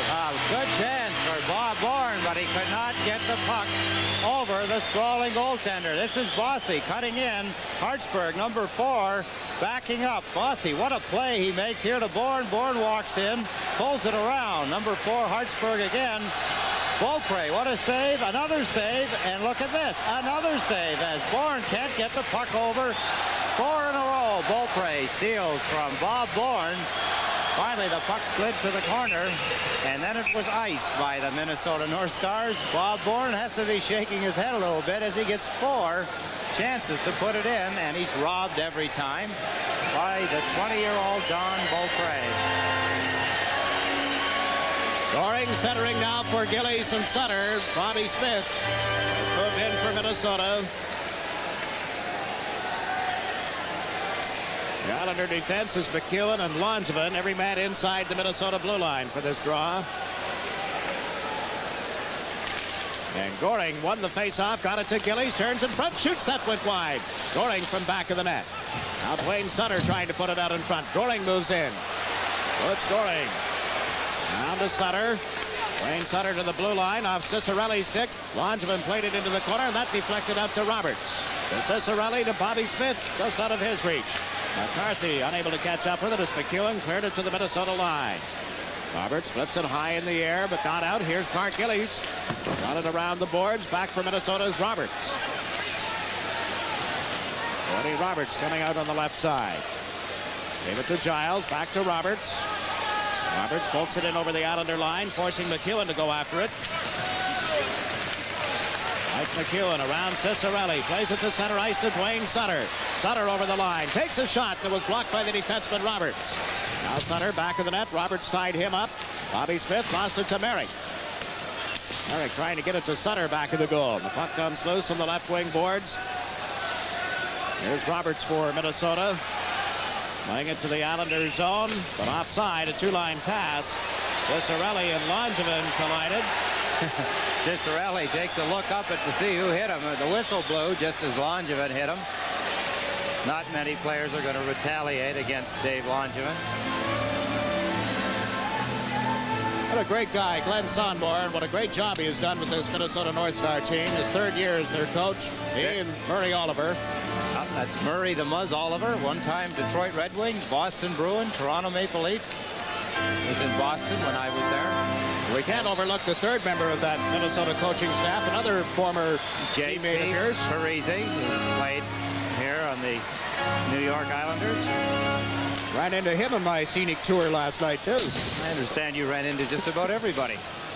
Didn't miss too many spots. Didn't need the headlights when you went home. Careful now. Well, I mean, if you're out that late, what do you need the headlights for? The sun's in your eyes. Here's Greg Smith off the boards. Nice room for the Islanders. In forechecking, it comes up the left side, knocked away from Payne. Cleared by Greg Smith. 2-on-1 Minnesota. Young with McAdam across the line. A drive that went wide as McAdam let it fly. Eddie Potvin was the only man back for the Islanders. Now Greg Smith at the blue line. He's shooting, and Greg Smith makes the glove save. Minnesota getting chances. The Islanders' checking machine is not as efficient as it has been through the first game and in the first period. As the North Stars picked up the pace in the second period, they scored a goal. Palmer scored on a slap shot, his 8th goal from Smith and Breton at 9:15. The only goal so far of the second period. There's 4:01 remaining. Face off just to the left of Billy Smith. The fans here trying to get their Islanders going. giving them the "Let's Go Islander" chant. Now Merrick on the draw against Young. It's fed back to Barrett at the line. A shot went off McAdam and cleared by Merrick to Nystrom. Nystrom taken into the boards on a hip check from Greg Smith, and Barrett takes a bump as he dumped the puck into the Islander zone. Lorimer up this right side. Greg Smith blocked that.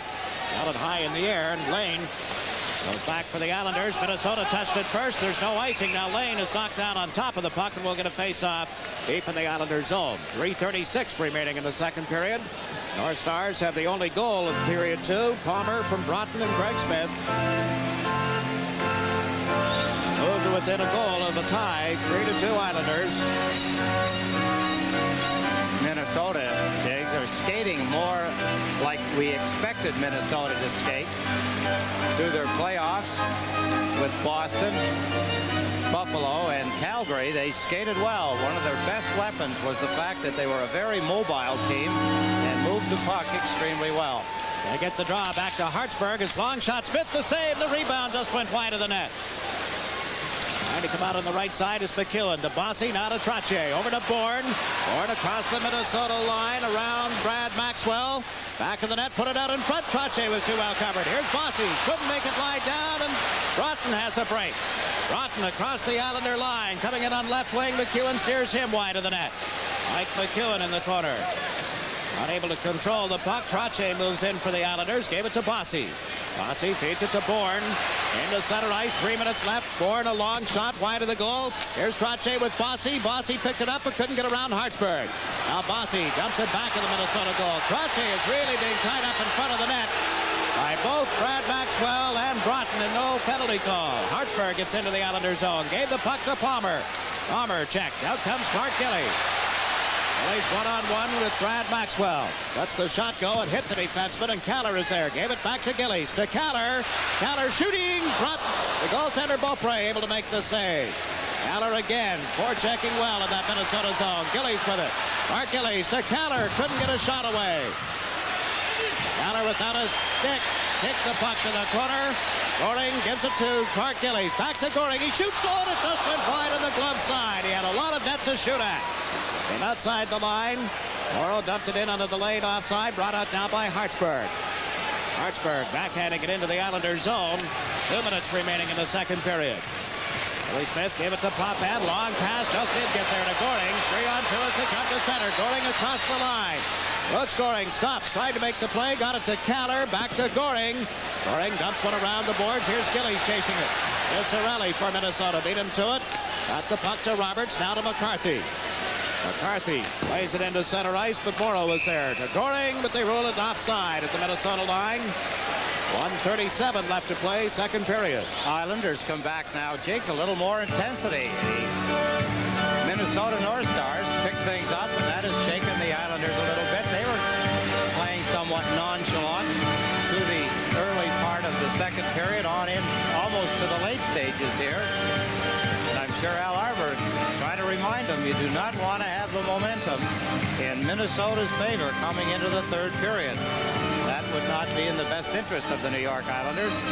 They're only 1 goal back, 3-2, 1 minute and 35 seconds remaining here in the second period.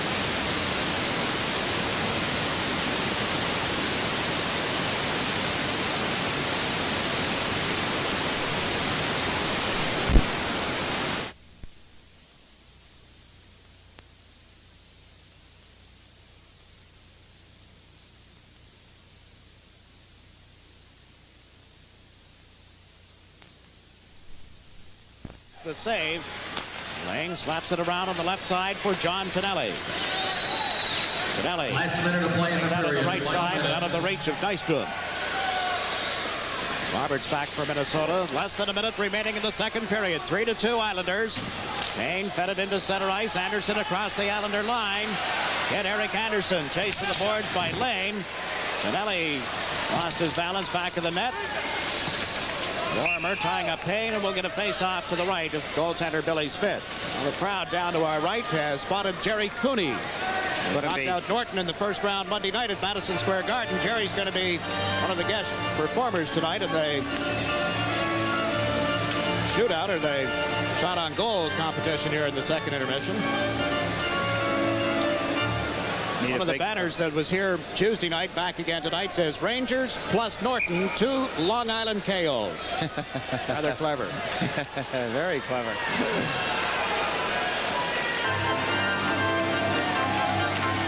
Trache won the face-off in his own zone.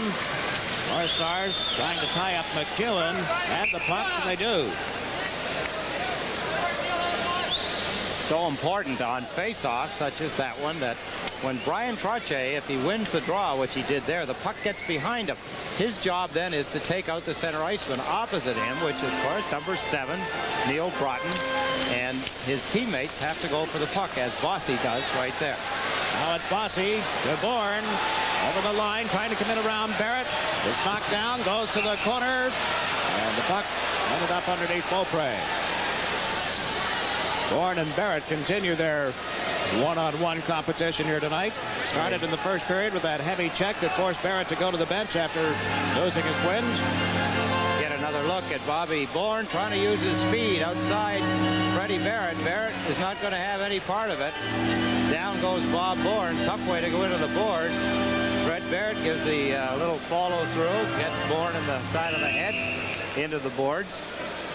They have been battling back and forth, as you mentioned, one-on-one. What a shot, a check that Bobby Bourne hit, a good legal check in the first period. Now the puck back to Potvin at the point. The shot off the stick of Beaupre. Here's Bossy with a drive. Beaupre, the glove save. He fires it off the glass. Bossy holds it in. Got it to Bourne. Put it out in front to Trache. He couldn't make the play. Now Potvin at the line. His shot was blocked and a break for Broughton. Broughton across the line. 1 second. He comes in, but the green light is on. The green light beat the Minnesota North Stars. The period ended before Broughton put the puck by Billy Smith, but it was close. Close call is right. The green light, no question, was on, but it was not on very long. The light did not get hot by any standard, as number 7, Neil Broughton, blocked a shot by Dennis Potvin. Dennis trying to line up a shot right here. He lets it go and hit Broughton on the stick, and he breaks away with 16. Mike McEwen, you'll see him come into the picture, making a dive, trying to make a last-ditch effort to get the puck away. Broughton lets the shot go. The green light, we do not, there it is, up on the top. The green light is on, and there's no goal. Close call for the Islanders. Islanders with 11 shots. The North Stars 11 shots. And at the end of 2 periods of play, our scores: the New York Islanders 3, the Minnesota North Stars 2. Islanders North Stars Stanley Cup game is being brought to you as a courtesy of Cablevision of Boston. The score is now 3-2. The Islanders over the Minnesota North Stars at the end of 2 periods. It was 3-1 at the end of 1. North Stars got a tough break right there at the last split second of the second period, losing a goal to the green light, but they did manage, Kenny, to get within a goal of the Islanders now, and that's within striking range, so they've got to feel like they've got a shot at this one. Well, they probably felt that they had to get back into the game. They had to pick the tempo up. They seem to be skating a little better. Maybe they're over their leg weariness and they're starting to put it together. Maybe the Islanders are taking a little bit too easy, because they certainly didn't seem to be carrying the momentum. Minnesota seemed to pick it up. The Islanders seem to be allowing Minnesota to be taking some shots from a little far out and allowing them the opportunity to penetrate, as opposed to standing up and taking them before the blue line. Yeah, no question that was a better period for the North Stars than was the first 20 minutes. Well, I think Minnesota's reaction was that they weren't really out of the game. They hadn't played their best hockey in this series as of yet. They knew they were capable of probably playing better hockey, and they knew that if the Islanders were going to go into a little bit of a lackadaisical kind of an attitude, which they seem to have picked up in that second period, that they were going to get a couple of chances to score and take advantage of the chances when they got them. Ken, the two clubs have been doing different things with goaltending.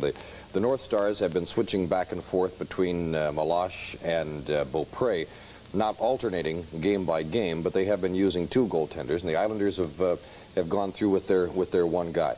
What are the advantages, what are the disadvantages in the playoffs of going with 2 goaltenders or going with 1? Well, I think if you take Minnesota's case, early in the playoffs, they established that when they played Boston.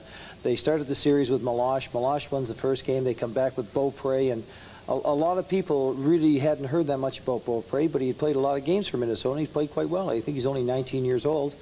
and he turned the game around in that second game against Boston. It was a 9-6 contest or something to that effect, but it certainly proved that Sawmore was justified in his alternating of his goaltenders. Generally speaking, in the playoffs, a coach does not like to alternate his goaltenders. If a goaltender is hot, he'll stick with that man and continue with him. The same thing happened during the Bruin era, where Jerry Cheevers, always noted to be a money type of a goaltender. If things were going well for Jerry during the playoffs, Sinden or Johnson would stick with Jerry Cheevers, or even Don Cherry later on would stick with Jerry Cheevers. If a goaltender had a couple of bad games, he would switch again. I think it's back in the Montreal series when Gilbert almost pulled them out early there in the series. They switched goaltenders. Jerry was having a tough night. They went to Gilbert. He finished the series off and almost took the Bruins to the Stanley Cup Finals. Are there particular guys that you've played with or that you've seen that are just better in the playoffs? You just know they're going to be because there's something about them. Well, the immediate fellow I can think about would be Bobby Orr, and the other one that comes to mind presently that I played with would be Jerry Cheevers. Always seemed to sense that it was money time. It was time to get tough and time to play your best hockey. And during the season, you always had the opportunity to get back at the team, but when comes time for playoffs, you don't have that opportunity to get back. It's do or die in a lot of situations. We're noticing Butch Goring wearing a very unusual number, 91. And I mentioned that to you. I said, well, what's this 91? He said, well, he used to wear 19, and somebody already had 19, so he reversed it. You and Esposito did the same thing when you went to New York. Not reverse the numbers, but you changed the numbers around. We changed it. Yeah. When we went to New York was more or less looking for some media exposure, some hyping. Pizzazz. Some pizzazz, so to speak. And Phil came up with the idea of wearing number 77. He went to New York. Rod Gilbert had 7. I came to New York. Steve Vickers had always worn number 8. So they're really, you just don't walk into a new club and say, I want number 8 or I want number 7. So Phil came up with the idea of number 7. Phil came up with the idea of, why don't I try 88? And then he also went to a guy by the name of John Davidson and said, why don't you wear 00? Copying something that I guess Bernie Parent, back in the old World Hockey League days, had started with 00. So that's how it initially got started, and then it just took off with the World Hockey League and came back into the National Hockey League. Do you get kind of, I don't want to say emotionally involved, that's certainly overstating the case, but do you get kind of fond of a particular number? If you do switch clubs, do you really kind of want to have the same number you had before? I think it's a superstition. A lot of players who have had good fortune and good luck with a number would like to stick with it. A lot of hockey players are superstitious. They will put one skate on before the other or do various things. Phil was notorious for superstitions. He used to have a stall above his stall with all his little doodads and that hanging above his head, his good luck charms or whatever. But not Ken Hodge. No, not Ken. Not too much. We are at the end of 2 periods of hockey. The game tonight from Nassau County Coliseum. The Islanders ran out to a 3-1 lead after they trailed early 1-0. They came back to score 3 times in that first period to lead 3-1 at the end of the first period. And then the North Stars scored the only goal of the second period of play. So we have ourselves a 3-2 hockey game. The Islanders leading it at the end of 2 periods and leading in the series 1-0 coming into this one. We'll come back and check some of the action highlights of that second period too. Ken Hodge and I right after this. The Islanders and the North Stars, and it's 3-2 Islanders at the end of 2 periods of play now, although the second period was a little bit better for the North Stars. Billy Smith had to be kind of active. Well, you're going to see eventually what happens at the start of the game when you allow a defenseman or anybody to have the advantage of the blue line. And Hartsburg is allowed a couple of opportunities to walk in and take that long shot, and it is exactly what the Islanders don't want to have happen. Here you're going to see he makes a fine play, just steps over the blue, and Smith has to make a fine glove save. They were allowing Minnesota to make a lot of good shots. Here you're going to see the Palmer goal coming up. Neil Broughton makes a good play here to Palmer, and he just walks in and he really blasts that puck, and he gets it over the glove of Smith. It quite possibly picked up a little more velocity by going off the stick of Mike McEwen there. He did bang it. It's hard to tell for sure whether it hit the stick or not, but it did seem to go up. It seemed to go up very quickly. And get a little bit better look in slow-mo, but he had a lot of velocity on the shot. Here he just walks right over, and he's able just to set it up and tee it up at will, and McEwen comes over here, and quite possibly Smith, either one or two, they did hit the stick or he lost it quite possibly off the stick, but it was a fine shot. Matter of fact, Eddie Westphal was commenting the other night, he put one through the net in Minnesota. Yeah, that made it 3-2, which is the score now. Cicerelli here, Cicerelli has a fine play there set up by Bobby Smith where he was allowed to walk in again, and here you're going to see Bobby Bourne have 4 good shots at scoring a goal, and Beaupre makes 3 fine saves, and finally he just shot it wide of the net. And then right at the end of the period, this is the one they lost to the green light. The puck was in the net, but unfortunately time had run out.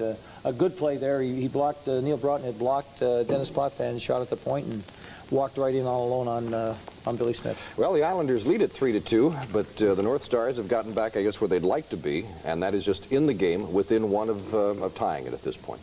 Well, probably the biggest thing right now is Minnesota has to be guard against is going out there and getting the goal right away. They've got a period to work with. They just can't allow the Islanders to come out and take charge of the game. They've got to continue to take charge. That's got to be a big inspiration, that last minute effort, that last second effort for a possible tying goal. We'll be back and check the summary of the first 2 periods of Game 2 of the Stanley Cup Championships from Nassau County Coliseum in just a minute. All right, the score 3-2 at the end of 2 periods of play. The summary of the first period.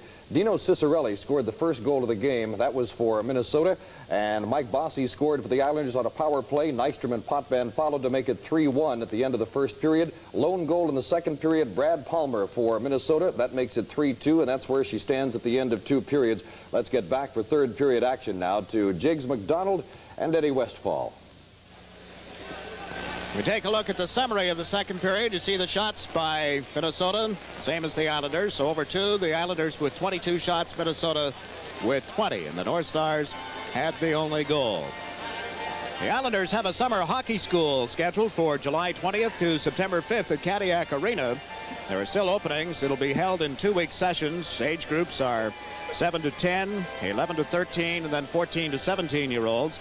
The younger group, 7 to 10-year-olds, will pay $100 for the 2-week session. The registration for the older groups is $150. For more information and registration forms, contact the Cadillac Arena. The area code is 516-935-3501. That's the practice facility of the New York Islanders, the Cadillac Arena, at area code 516-935-3501. The dates again, 2-week sessions running from July 20th through September 5th for the New York Islanders Summer Hockey School. A big period coming up for both teams, Jiggs. For the Islanders, it's a matter of holding on to a lead and trying to make it bigger. For the Minnesota North Stars, you go back to the cliche. They have to win one here in the Nassau Coliseum if they're going to be successful.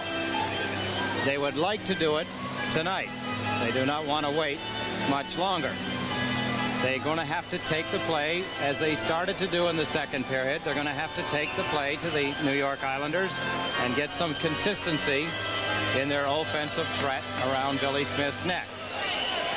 The Islanders, on the other hand, have checked well. They've played excellent positional hockey and have not allowed Minnesota the luxury of point-blank shots at their goaltender, Billy Smith.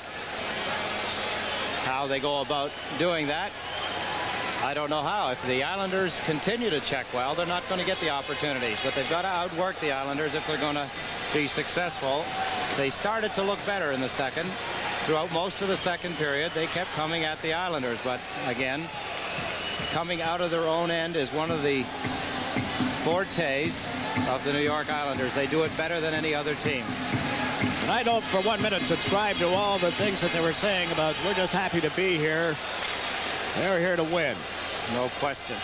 John Tonelli, Wayne Merrick, Bob Nystrom for the Islanders. Tonelli playing it in around Giles. Into the corner, ran into his teammate Nystrom.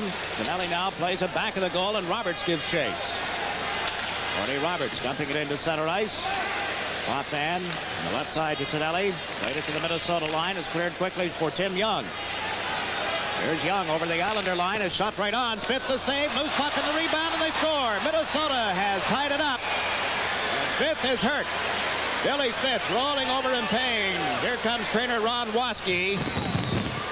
Minnesota has tied it 30 seconds into this third period.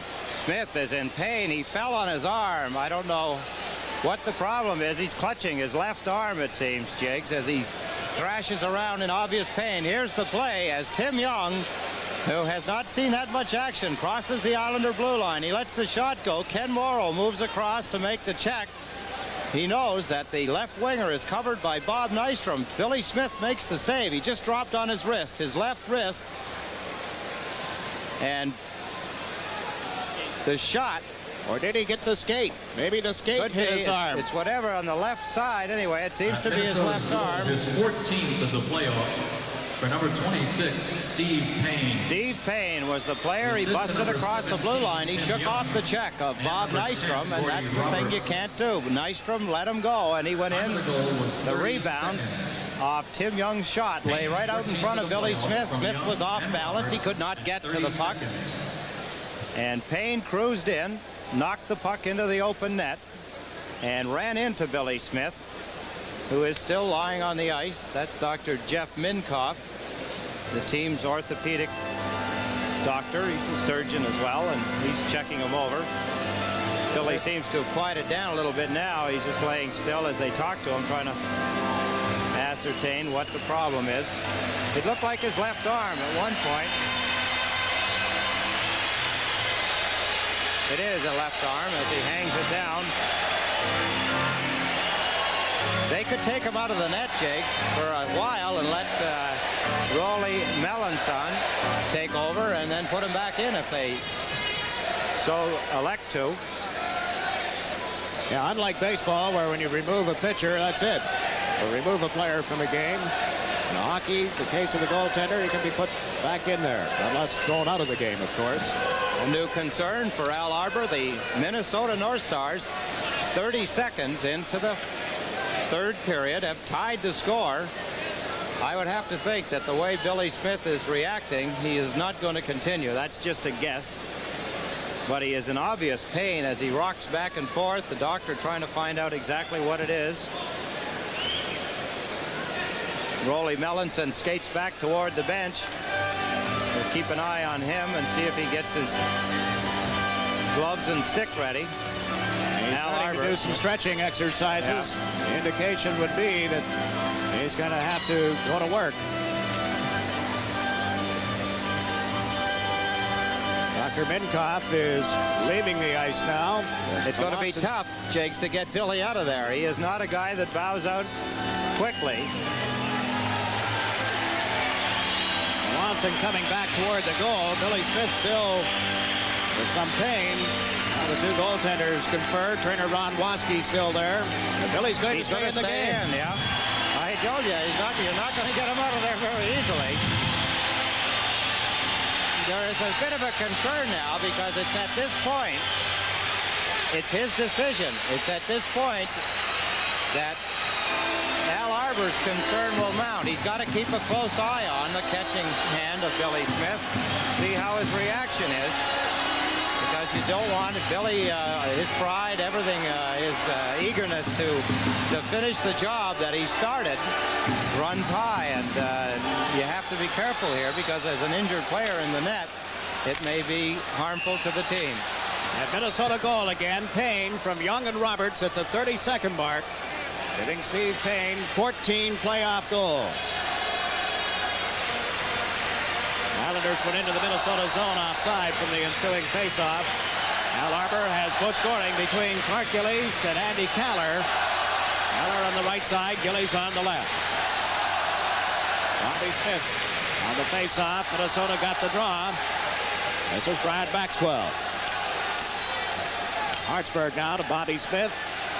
Smith, shot put in. Smith in the Islander goal. Comes back of the net. Played it around to the left wing for Clark Gillies. Up the boards to Goring. Butch Goring at center ice. Cuts to the right.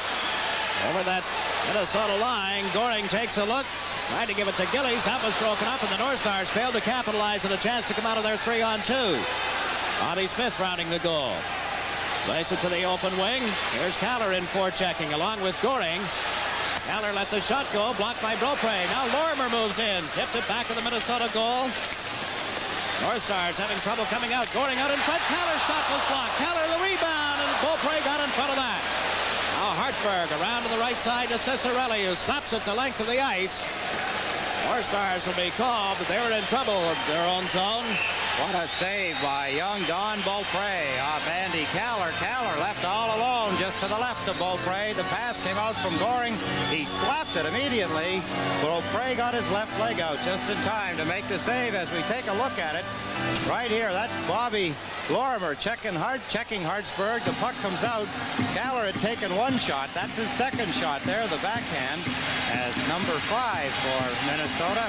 Brad Maxwell tries to curtain Andy Caller. Trache, Bossy, and Bourne up front for the Islanders. Here's Palmer, the rookie line out there for Minnesota. Broughton, Kristoff, and Palmer. Puck played around the boards. Bossy for the New York Islanders into center. Gave it to Trache, who's over the line. Trache around Barrett. Ryan Trache at the side of the net. Tried to put it out in front. That was broken up. Bossy had been knocked down. Kicked the puck to Langevin at the blue line. Lets it go, and it was just wide of the net.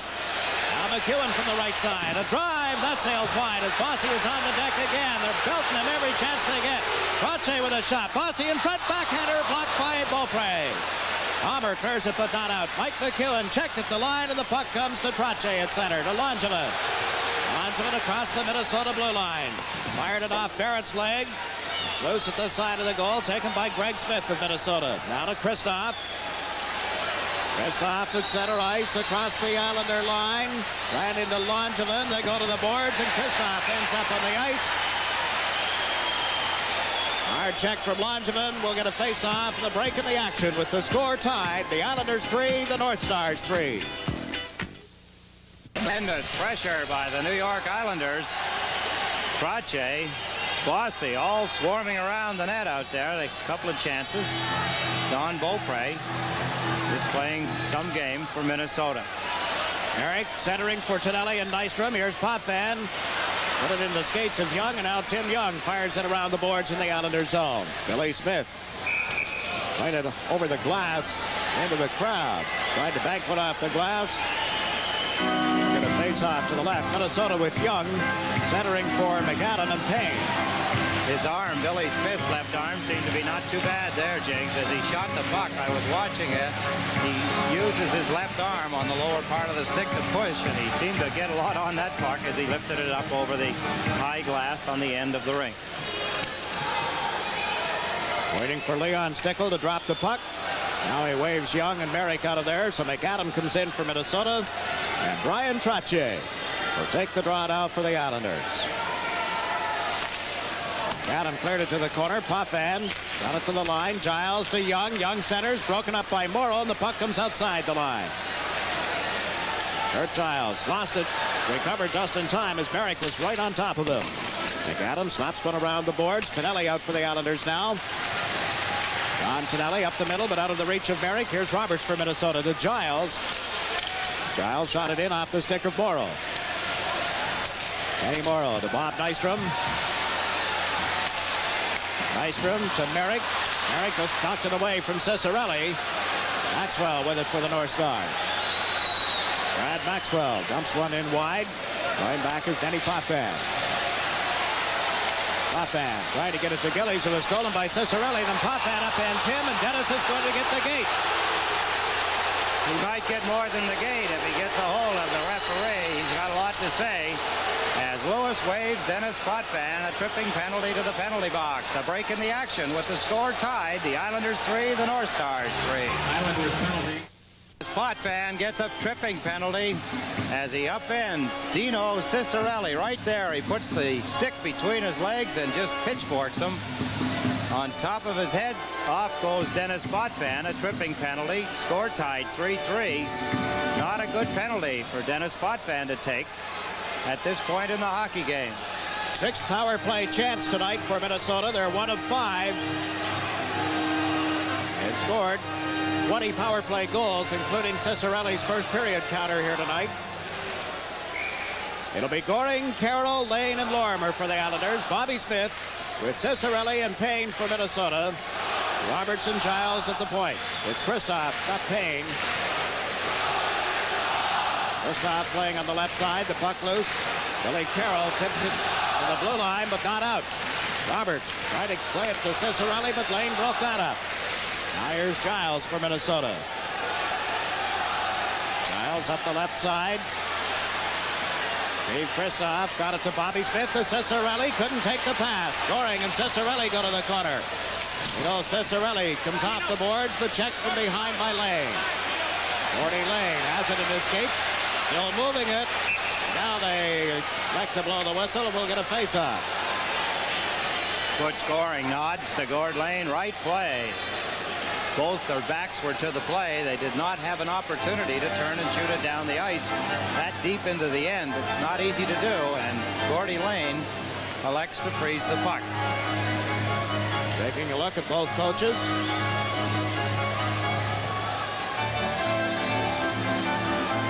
Jim Young has come out with McAdam and Payne for Minnesota. Maxwell and Hartsburg their defense as Trottier is on this draw. North Stars got control of the puck. McAdam trying to come in around Lane. It was knocked away from him. Goring got it back to Lorimer. Bob Lorimer uses the board, slapped it to the line. Brad Maxwell held it in. Now Lorimer ties up McAdam. Trottier is upended from behind. No penalty. Young up in front and Payne just tipped it wide. Payne bumped to the boards by Lorimer. Payne gets loose. Gave it to McAdam. Round behind the net. McAdam put it out in front. Billy Smith covers up. The puck was loose. Smith had not frozen it, and now the Islanders really converge on referee Brian Lewis. Almost unfairly, though, they converge on him because Billy Smith had left the puck open, but he was down on his knees in front of the view of referee Lewis. Lewis could not see the puck, and when he did not see it, he assumed Billy Smith had held it, so he blew the whistle. That's the only play the referee had. That's Lorimer in checking McAdam along the boards. There's the trip that the fans were yelling about as Trottier went down. Tim Young had tripped him up. No call on that particular play. The puck slid over to Billy Smith. He stopped it. He did not put his hand on it, but referee Lewis was on the other side, could not see the puck. 54 seconds left in the penalty to Denny Potvin. The puck goes over the glass into the crowd.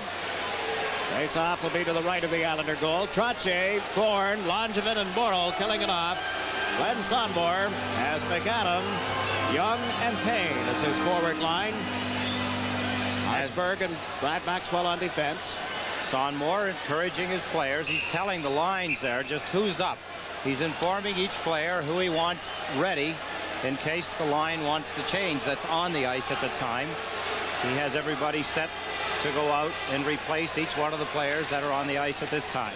North Stars got the draw. Maxwell to Hartsburg to Payne. Turn, got it back to Hartsburg. His shot blocked by Trottier. Dropped in front of that one and hit him on the chest, and Kenny Morrill has forced Minnesota to go back. Brad Maxwell behind the net. Half a minute remaining in the penalty against Potvin. North Stars move out. This is McAdam on right wing across the line. Can't get around Langevin. Payne picks it up. Played it to Hartsburg. It got away from him, and Kaller for the Islanders into center ice. Anders Kaller across the line. Trying to get through the defense. Defended. And again, the fans feel they have reason to yell. He actually stepped on the stick of Hartsburg. That's how he fell. Here's Young into the Islanders zone. It was knocked off his stick. Langevin with it for the Islanders. Clears it the length of the ice. Potvin is back on. Islanders weathered the score. 3-3 tie as Minnesota North Stars come to center ice. Ken-Eric Anderson hammered on a hit by Gordy Lane. Morrill back in his own zone. Gave it to Lane. Lane to Goring. Comes off the boards. Held in by Anderson. Morrill chasing it around to Lane.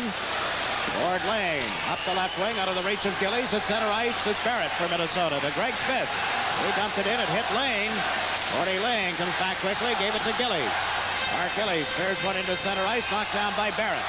Red Barrett is checked. Gillies and across the Minnesota line. Gillies turned around by Broughton. There'll be a penalty against Neil Broughton. Islanders are going to the power play. A hooking penalty is the call, Jiggs. Break in the action with the score of the New York Islanders 3, the Minnesota North Stars 3. The penalty right here as Gillies tries to beat him outside. Broughton reaches out, spins him around, he hooks him. Gillies goes down. Islanders are on a power play. Minnesota has just cleared it down the length of the ice. Broughton for hooking at 6:22 is the Minnesota penalty. McEwen is out on the Islander power play with Potvin. Bossy, Trottier, and Bourne up front. Trottier brings it into center. 3 Minnesota North Stars back. He gave it to Bossy. Couldn't get around McAdam. Now Trottier off the right wing. The Bossy back of the net. Mike Bossy held it, tried to get it to Trottier. He'd been knocked down in front by Barrett. Potvin with it. Denny Potvin up-handed from behind. The puck loose. Potvin comes out of the corner with it. Denny Potvin to Bourne. Bourne at the blue line. In front to Bossy. The play is called. Trottier and Barrett once again.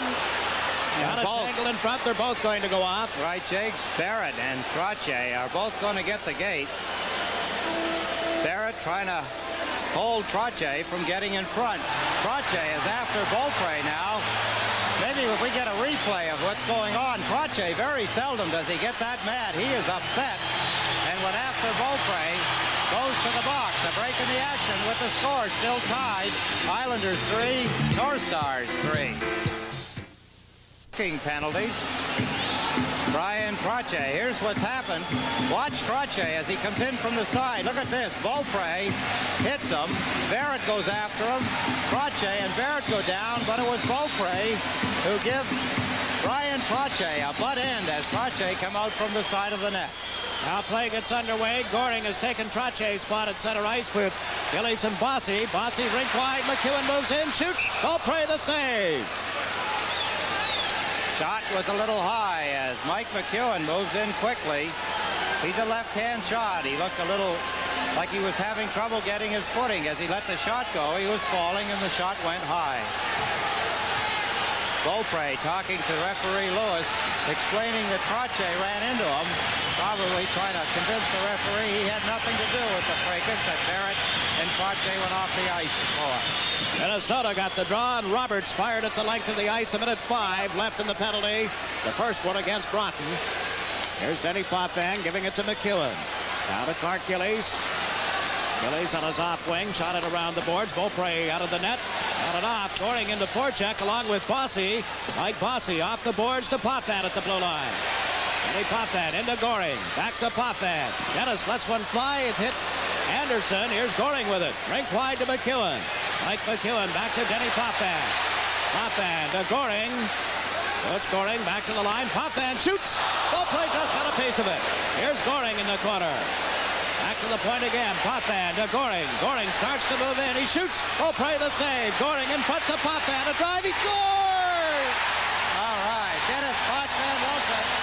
He's hit 2 or 3 players. You'll remember at the end of the second period, he hit number 7, Broughton, and he had a breakaway, and the goal light could not go on. This time he makes it count as Potvin gives it to Goring. Goring fakes. Well, he lets that shot go, and he gets the puck right back, and he lets it over to Dennis Potvin, and Potvin's high shot beats Beaupre as Clark Gillies hammers it out with Hartsburg. Potvin scores his second goal of the game. That's his 8th goal of the playoffs. A power play goal by Dennis Potvin. His 6th power play goal of the year, or of the playoffs, excuse me. We look at it again. Watch Clark Gillies in front of the net. That's Roberts, I'm sorry, not Hartsburg, number 10. Roberts as Goring's shot is blocked. Look at Gillies wrestling with Roberts, wanting to get away from him. Potvin puts the puck in on the same play, so the Islanders have taken a 4-3 lead. Denny Potvin from Goring at the 8-minute mark. Here's Brad Maxwell over the Islander line to McCarthy, and he was checked from behind by Carroll. Lorimer fed it ahead, just out of the reach of Kaller. Back at center ice, Hartsburg for Minnesota to Brad Maxwell. Stolen by Gillies. Mark Gillies, the Kaller races in over the Minnesota line. Kaller lost the puck. Gillies' a shot. That went wide. Comes all the way to center ice, but Lane is back. 40 Lane off the left boards. Long pass to Kaller. He couldn't control it. Hartsburg for Minnesota comes to center ice. Hartsburg lost the puck. Bob Lorimer got it out on the right wing. It got away from everybody, and the Islanders are going to be called for icing.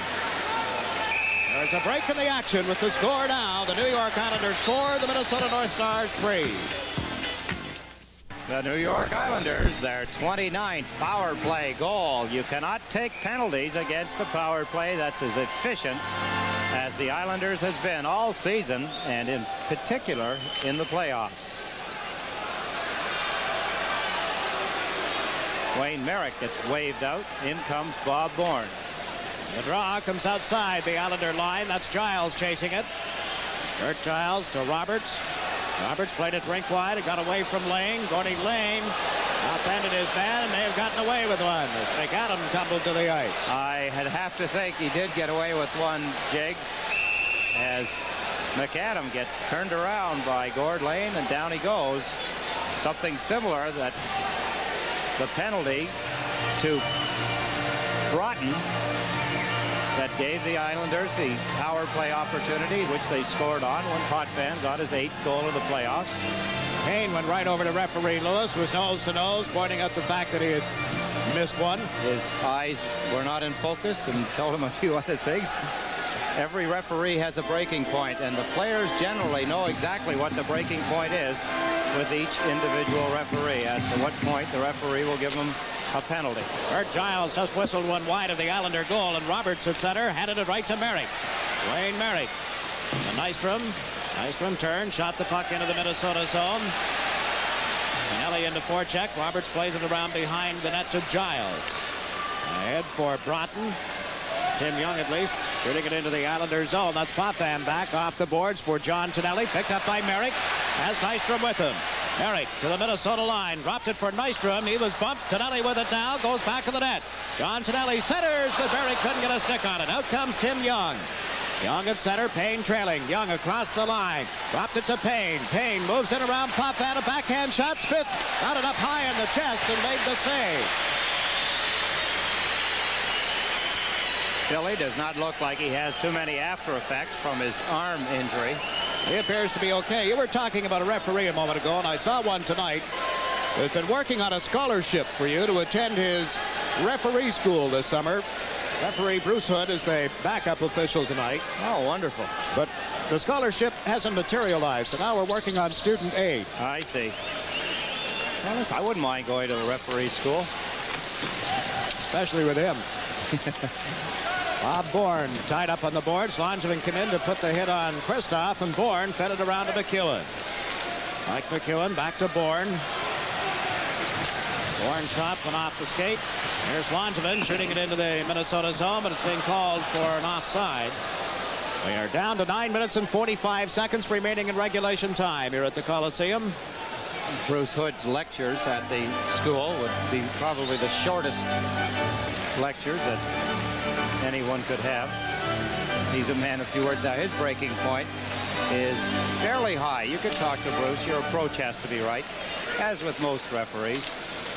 I've had some of them that would say to you, if you say one word, you're gone. One word, you're gone. Here's McEwen into the Minnesota zone. A rolling puck. He moved in and shot it wide. Bourne puts it out in front. It's picked up by Broughton. Broughton in Minnesota. To Greg Smith, and Trache really leaned into him. Here's Bossy coming out of the corner. Belted from behind by Greg Smith, and Bossy takes a look for Mr. Lewis. Now Greg Smith around behind the net. Get it in his own zone to Broughton. Up the right side to Kristoff. Long shot blocked by Langevin. Bob Bourne comes out on left wing. Shot it into the Minnesota zone, and they'll send Brad Maxwell back for it. Islanders 4, Minnesota North Stars 3. 9 minutes left in regulation time. Brad Maxwell, a long shot. Billy Smith, the save. He fired it right into the chest of Smith. Here's Kaller. Working it off the boards at the center ice. It's Goring. Gillies trailing. Goring over the line. The pass to Gillies. Gillies couldn't hold the puck. Picks it up again. Plays it around to the corner. Kaller to Goring. Back of the net. Out to Kaller. He shot it at the side, and it hit McCarthy. And then Beaupre covered up, and we'll get a face-off. Good hustle. The Islanders coming on strong in the last half of the third period. Good play again. Butch Goring gets it to Andy Kaller. He came out from the side of the net, tried to put it up in the top of the net. Beaupre made the stop. McCarthy fell on the rebound. The Islanders, great finesse. Clark Gillies skating well tonight, too. He commands a lot of respect. Brian Trache threw a body check a minute ago. Was it Greg Smith he hit? Yeah. What a blow. Lifted him right off his feet. Knocked him down, of course. Tremendous checks that Trache can throw. Now the North Stars have cleared the puck out of their own zone. Running back for it is Lane. You get two men in quickly to check. Now the third man, Bobby Smith. They put it out in the middle, and it's cleared by Kaller. Hartsburg at center ice. Shot it to the Islander line where it hit Bobby Smith. Kaller sends Goring over the Minnesota line. Goring fed it through to the open wing. Here's Gillies in deep shoot. Beaupre the save. He covers up and holds on. There's a break in the action with the score. The New York Islanders 4, the Minnesota North Stars 3. 8:09 as you see, left in regulation time. Wayne Merrick facing off for the Islanders. Stanley and Nystrom on the wings. The puck came back to Potvin.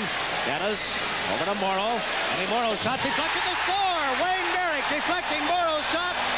It's 5-3. Wayne Merrick, he does it again.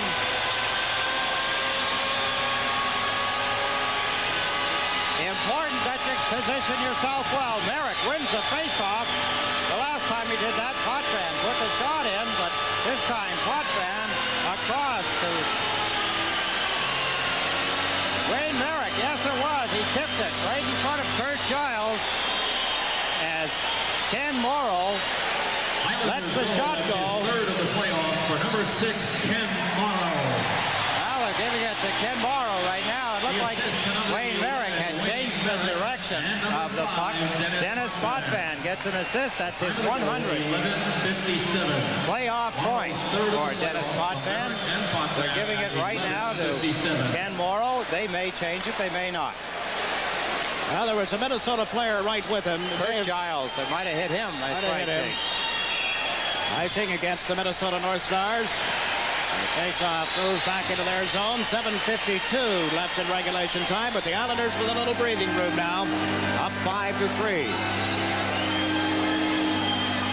It was Kenny Morrow that scored that big goal in overtime series against the Edmonton Oilers.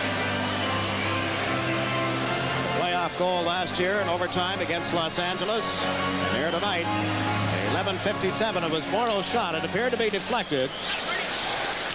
But Morrow credit for the goal at the moment. Stanley forechecking in that Minnesota zone. Roberts off the boards. Stanley stole the puck.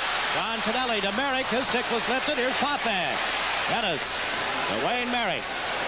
Merrick trying to put it out in front. Went to the corner instead for Tonelli. Picked up by Nystrom. Nystrom turns, shoots. That was blocked at the defense. Nystrom with his own rebound. And around the boards to Tonelli, who couldn't control it.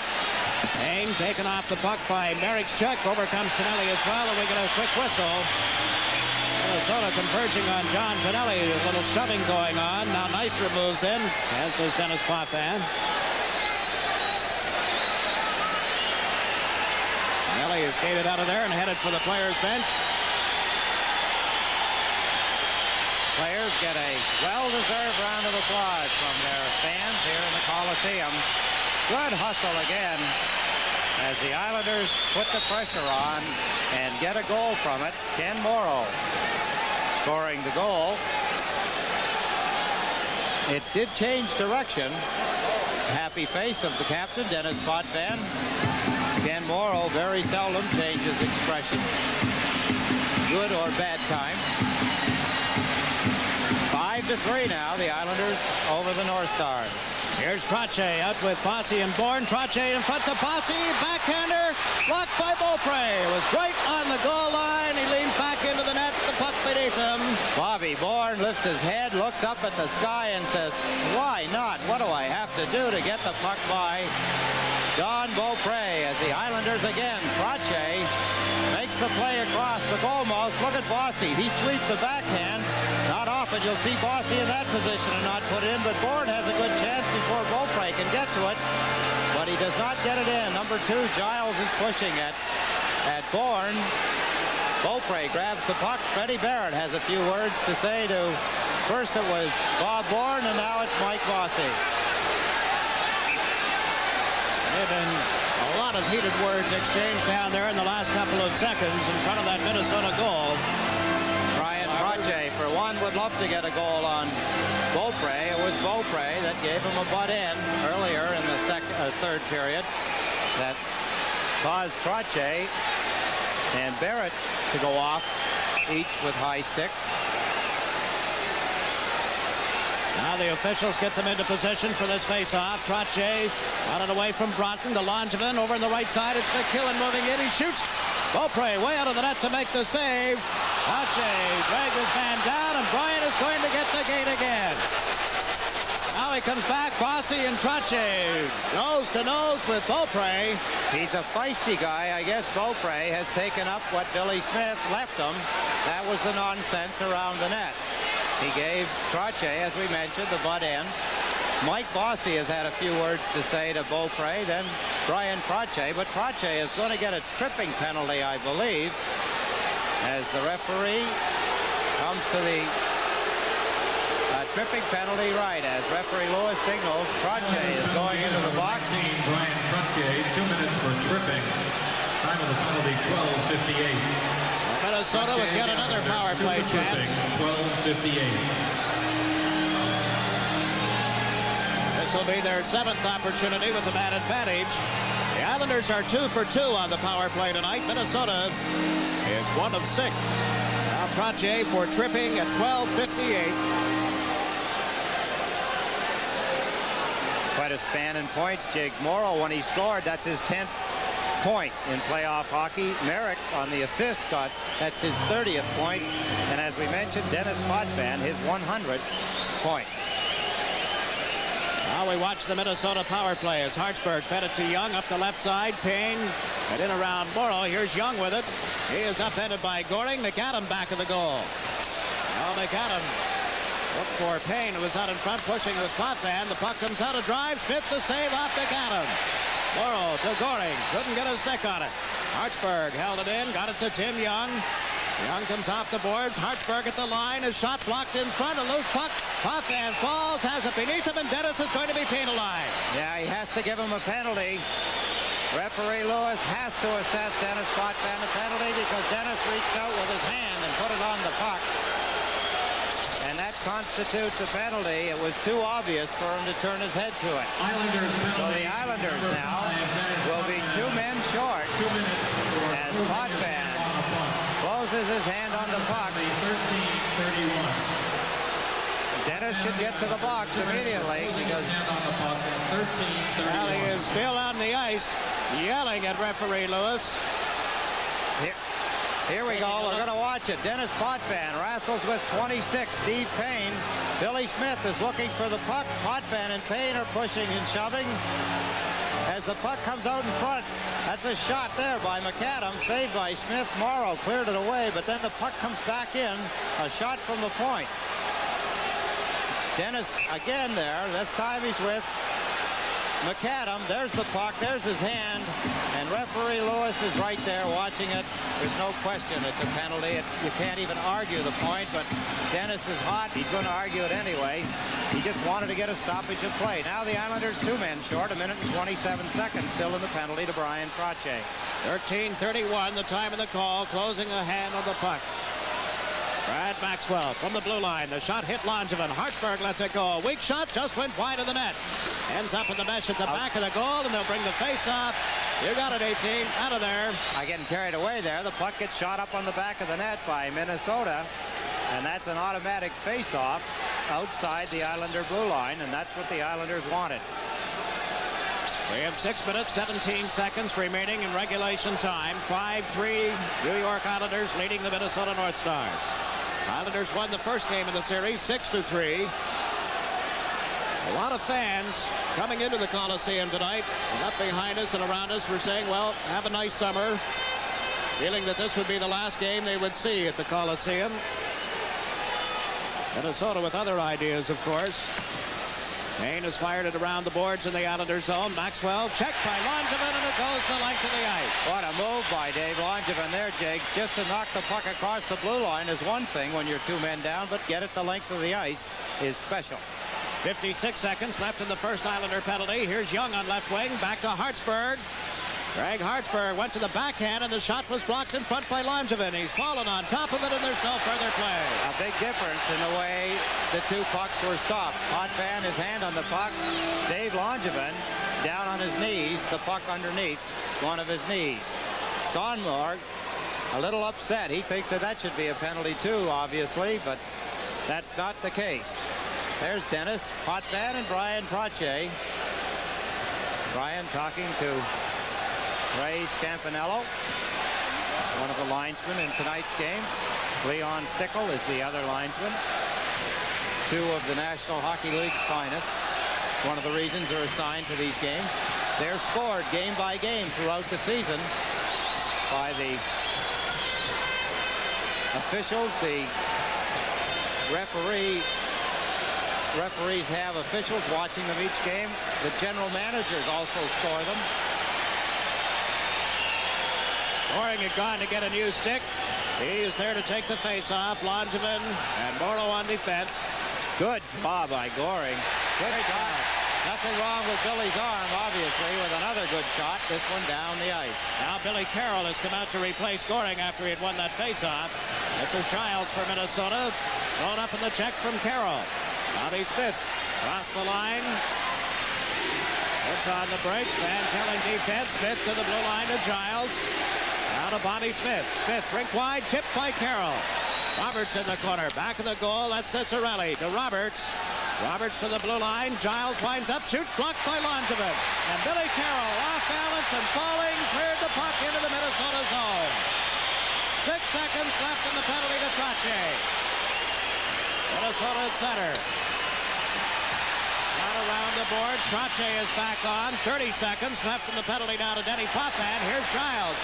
Over to Roberts. Roberts blocked by Goring. The puck loose. Cleared by Langevin. Here's Roberts again for Minnesota. Goring without a helmet. Giles at the line. Shot one. Billy Smith the save. And Troche breaks out. Ryan Troche down the left side. Over the Minnesota line. Played it around Giles. But then he was bumped and couldn't catch up with it. Goring into forecheck. Oh, he comes out of there, headed for the Islander bench. Replaced by Merrick, and the Islanders killed off the two-man Minnesota power play. Bobby Smith backhanding the puck in front of the Islander goal, picked up by Palmer. Standing ovation for the Islanders. Merritt around the boards. Lane cuts it off back of the net. Potvin there to help out, gave it to Merrick. 4:10 left in regulation time. Merrick sends Lorimer into center. Bob Lorimer dumped it in wide of the Minnesota goal. Don Beaupre leaves it for Greg Smith. Out comes Ken-Eric Anderson now.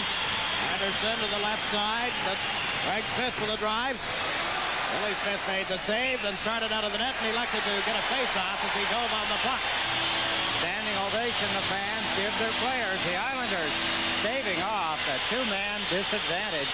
That's a big kill in the late stages of the third period. Had Minnesota scored, it would have been a lot of trouble for the New York Islanders if they'd have got within one goal. They could have narrowed the margin. It's still 5-3. The Islanders leading the North Stars. 3:52, just short of 4 minutes remaining in the third period and the hockey game. We have talked so much during the regular season and the playoffs about the Islander power play. You cannot say enough about the Islander penalty killing in a special unit situation as well. Out from the blue line, Roberts with a shot that goes wide of the net. Here's Bourne on the left side. Into center to Troche, 2-on-1 with Bossy. Ryan Troche to Bossy, shoots, he scores! Troche keeps his record alive as the Islanders go up 6-3 on the goal by Bossy. His second goal of the game. Beaupre now wants to have a fight with Bossy. What a shot, and perfect pass by Brian Troche, who just popped him. Here's Troche coming in, number 19 across the 22. Bossy, we've seen it and heard it so many times.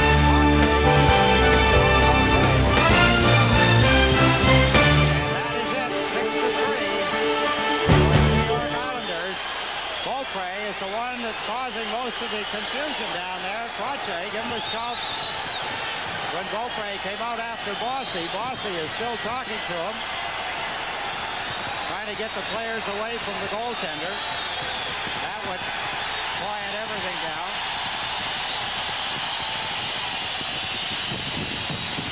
There he is, Mike Bossy, his second goal of the game, his 15th goal of the playoffs. What a pass at Troche.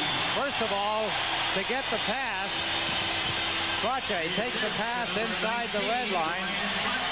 We get another look at it, but we're going to see the short version. Look at that pass. That's Roberts, number 10 from Minnesota, trying to get to Bossy, but there's no way. There's a happy pair. They've been trying to do that since the second period. And early in the third, when Broerage hit Troche with the butt end, best way to get even is to put a puck by him. Bossy does. Bossy from Troche and Bourne at 16-22. It is 6-3. Brian Troche now has picked up a point in 22 consecutive playoff games. 15 straight games this season, breaking Bobby Orr's record, which he had tied here on Tuesday. And he's all alone now. 15 consecutive games in one playoff year. Talking with Al Arbor. There's a running total of players' times on the ice. Sometimes that's what they coordinate. Jimmy Pickard, while he's standing there looking after things at his end of the bench, is keeping time. Bossy just tested Broerage from a bad angle again. There's Bourne in the Minnesota zone. Bobby Bourne, the lane, lets it go, and it was blocked and cleared by Anderson. We have 3 minutes and 20 seconds left in regulation time, and the North Stars are called for icing the puck. I should remark further about the time. Jimmy Pickard keeps time of each player while they're on the ice, and they keep that total as the game goes on. Another standing ovation for the New York Islanders. This one for Brian Troche as the message board tells the story of how he has set a new cup record with a point in 15 straight games in one playoff year. And now a little more pushing and shoving in the Minnesota zone. Cicerelli has picked on Bossy of all people. He knows that Bossy isn't going to retaliate. Mike will get into a verbal war with him. Here we go. Bobby Bourne and Brad Maxwell. Oh, Bourne has really hung one on him. He's got him stunned and hurt. And he's mad as Bob Bourne hummed Brad Maxwell.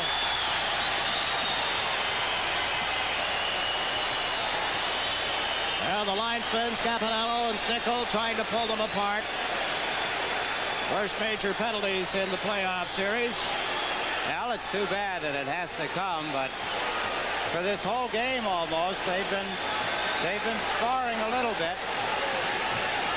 Troche and Hartsburg are toying a little at center ice area. And if we look at the linesman trying to break up the fight, back from that a little bit, Lane is side by side with Cicerelli, and every now and then gives him just a little tap with his stick. Fans applauding. Bob Bourne has some parting shots, verbal, with some of the North Stars. Bourne being ushered off the ice to the Islander dressing room. Maxwell will probably follow. I think the blood that you see on Bob Bourne is coming from a cut on Brad Maxwell. Bobby Bourne really hung a couple of quick ones. He's left-handed, Jakes, and in a fight in the ice, you don't get much leverage, but quickness counts. And Bourne quickly fired a couple of left hooks and caught Brad Maxwell flush on the face. Looked a little more like the fellow that's at the game tonight, Jerry Cooney. Yeah, indeed. Now we're going to take a look at Mike Bossy and Dino. Cicerelli having a few words. Gordy Lane comes in, and he knows that Bossy won't fight. And if Cicerelli decides to throw a punch at Mike Bossy, Gordy Lane is going to be right there. Mike took the mouth guard out to make sure that Cicerelli would understand what he was saying. He won. Look at here. There's the fight. The first two punches that Bourne threw were just right on the button. These penalties will be called at 16:44. I'll give Brad Maxwell, after taking a couple of real shots on the face, he came back and he threw a couple of punches. He may have caught Bob Bourne too. I saw Bourne going off, kind of rubbing his nose, looking to see if he was cut. Al Arbor trying to keep an eye on the clock, figure out where the penalties are, who they're for. You see him trying to signal to Dennis Potvin. He wants Dennis over at the bench. Now Maxwell and Bourne have gone to the respective dressing rooms. And Sonmore up on the bench. His team had the lead tonight. And fell behind 3-1, came back to tie it up. 30 seconds into this third period, Billy Smith appeared to be injured at that time. But Smith stayed in the game, has performed miraculously again. Tom Beaupre playing in his fourth game, in jeopardy of suffering his first playoff loss after having won 3 straight. And he has been very testy, to say the least. Lane is in the box. Cicerelli for Minnesota is in the box. And Andy Kaller has now gone into the box. That's probably for Bob Bourne, who has gone to the dressing room.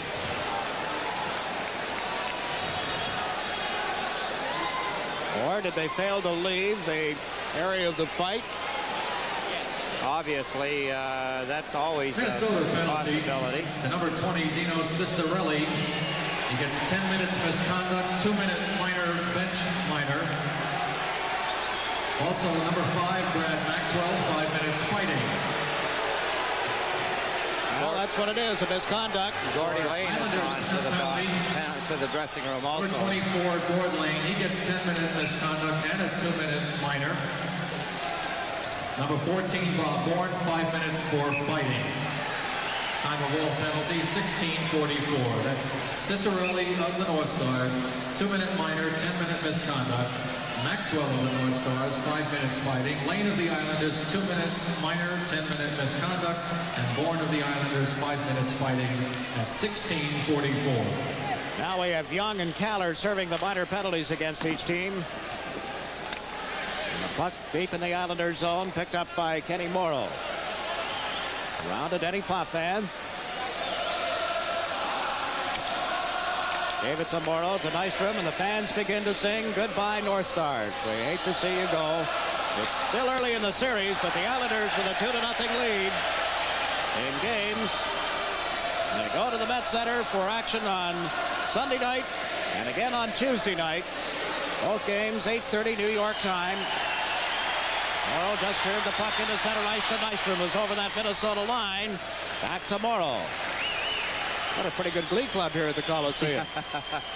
They were getting on the goaltender, Don Beaupre, too. They give him a derisive cheer when he made the stop a moment ago. A long shot by Bob Nystrom. Here's McCarthy. He's checked right at the Islander blue line. McCarthy again at center ice. Roberts on the left side, shot it into the New York Islanders zone, and Langevin goes back. 2 minutes remaining in regulation time. Langevin to McEwen, ahead to Merrick. Wayne Merrick with Clark Gillies. Gillies takes the pass, brought it in over the line. Clark Gillies gets set and then fired one wide. He was hammered by McCarthy as he let it go. Here's Merrick back in the net. He's pinned by the check of Giles and Ken-Eric Anderson. 27 seconds remaining in the minor penalties. Something that we've seen time and again in this series and throughout the playoffs. Wayne Merrick behind the net. He's got 2 Minnesota players tied up, Jigs, and they freeze the puck. That's the kind of things that the Islanders do. They take 2 men. It takes 2 of them to hold down a player. Wayne Merrick this time in fighting for the puck. Now into center ice is Gordy Roberts. Roberts got it to Palmer. Brad Palmer is one of the 3 Minnesota goals taken to the ice by the check from Gillies. Here's Langevin back. Over to McEwen. Mike McEwen played it rink wide to Clark Gillies. Gillies into center ice to Merrick. Wayne Merrick back to Dave Langevin. Langevin dumps it into center. Kaller is back on, as is Young. North Stars wind up in their own zone with 1:05 left in this second game of the best-of-7 Stanley Cup final. Greg Smith had a poke off his stick by Morrow. Morrow just forces Minnesota to go back. Freddie Barrett, Ginelli chasing him. Barrett around the boards to Palmer. And Palmer, checked by Nystrom, the puck loose. Ginelli shoots, that just went wide. Here's Nystrom with it. Bobby Nystrom on his off wing, around behind the net, knocked down by Barrett. Billy Carroll trying to center one. Ends up at the back of the goal. Ginelli can't come out from behind, and we'll get a face-off deep in the Minnesota territory. 37 seconds, all that's left in game 2. The Islanders in the first 2 games have been just too much for the Minnesota North Stars. They have pushed them and forced them in their own end of the ice. consistently, and it's paid off. 6 goals again tonight. The Islanders have been able to score. For those of you on the Sports Channel system, there will be Hockey Hotline tonight, I'm told, and that'll be followed by New York Yankee baseball. They're playing Billy Ball, as they call it now. We're at Yankee Stadium. Billy Martin and the A's in. Time ticking off as Potvin broke up the Minnesota rush. Here's Hartsburg at center. Hartsburg shot it in, and the fans set up the chant of "We're number one." The Islanders finished first overall in the league. Minnesota was ninth. And the Islanders will take a 2-0 lead in games into Minnesota for Game 3 on Sunday night. Our Stars slap it out into center as the fans count down the clock. 3 seconds. 2, 1. Game 2 is history. The Islanders defeat the Minnesota North Stars by a score of 6-3. And they come pouring off the bench to congratulate Billy Smith. The Minnesota North Stars skate slowly in the direction of their dressing room. But we go to the Met Center with the Islanders leading 2-0. The final score, New York Islanders 6, the Minnesota North Stars 3. Game 1, Ken Hodge, but the North Stars were in this one, and they were really kind of blown out of the first game. They were in this one, tied it early in the 3rd period until the game winner came along. Well, I think they threw quite a scare into the Islanders. Dennis Potvin, you have to give credit to him. 2 goals, 2 assists tonight. Played a very strong game on defense, and I guess it's only fitting Dennis Potvin ended up with a winning goal. Well, let's check that game-winning goal, the one that made it 4-3. The Islanders then going on to win it by a score of 6-3. Here we go. He initially sets the play up here to Goring and takes one shot. Goring walks in, gets the rebound, feeds it back here to Potvin. Potvin feeds it back to Goring. Goring walks in here, takes a shot, gets his own rebound, feeds it back to Potvin, steps in, glove side, end of game. That made it 4-3. The Islanders scored twice more later on, 5-3, 6-3, same score as Game 1. And the 3rd game will be out in Minnesota on Sunday night. We'll have that game for you here on TV 38. The Islanders lead the series, best of 7 for the Stanley Cup, 2-0. Final score again tonight from Nassau County Coliseum. The New York Islanders 6, the Minnesota North Stars 3. For Ken Hodge, I'm Tom Larson. Good night.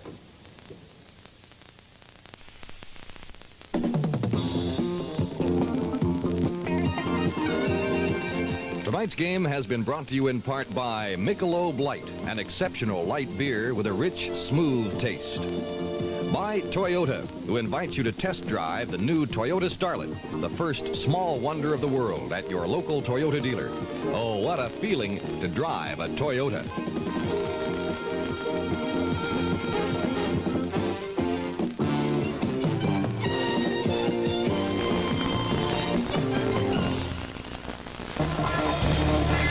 You're watching ICENET, independently covering New York Islanders hockey past and present, bringing you the tradition and nostalgia you know and love with a modern feel. This is where Islanders tradition and pride are always our number one.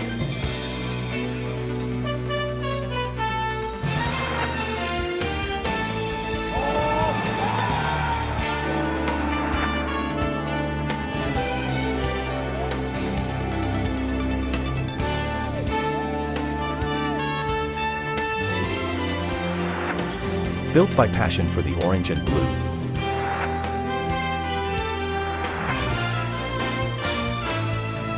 Isles coverage. Taking a step into the future by reaching into the past.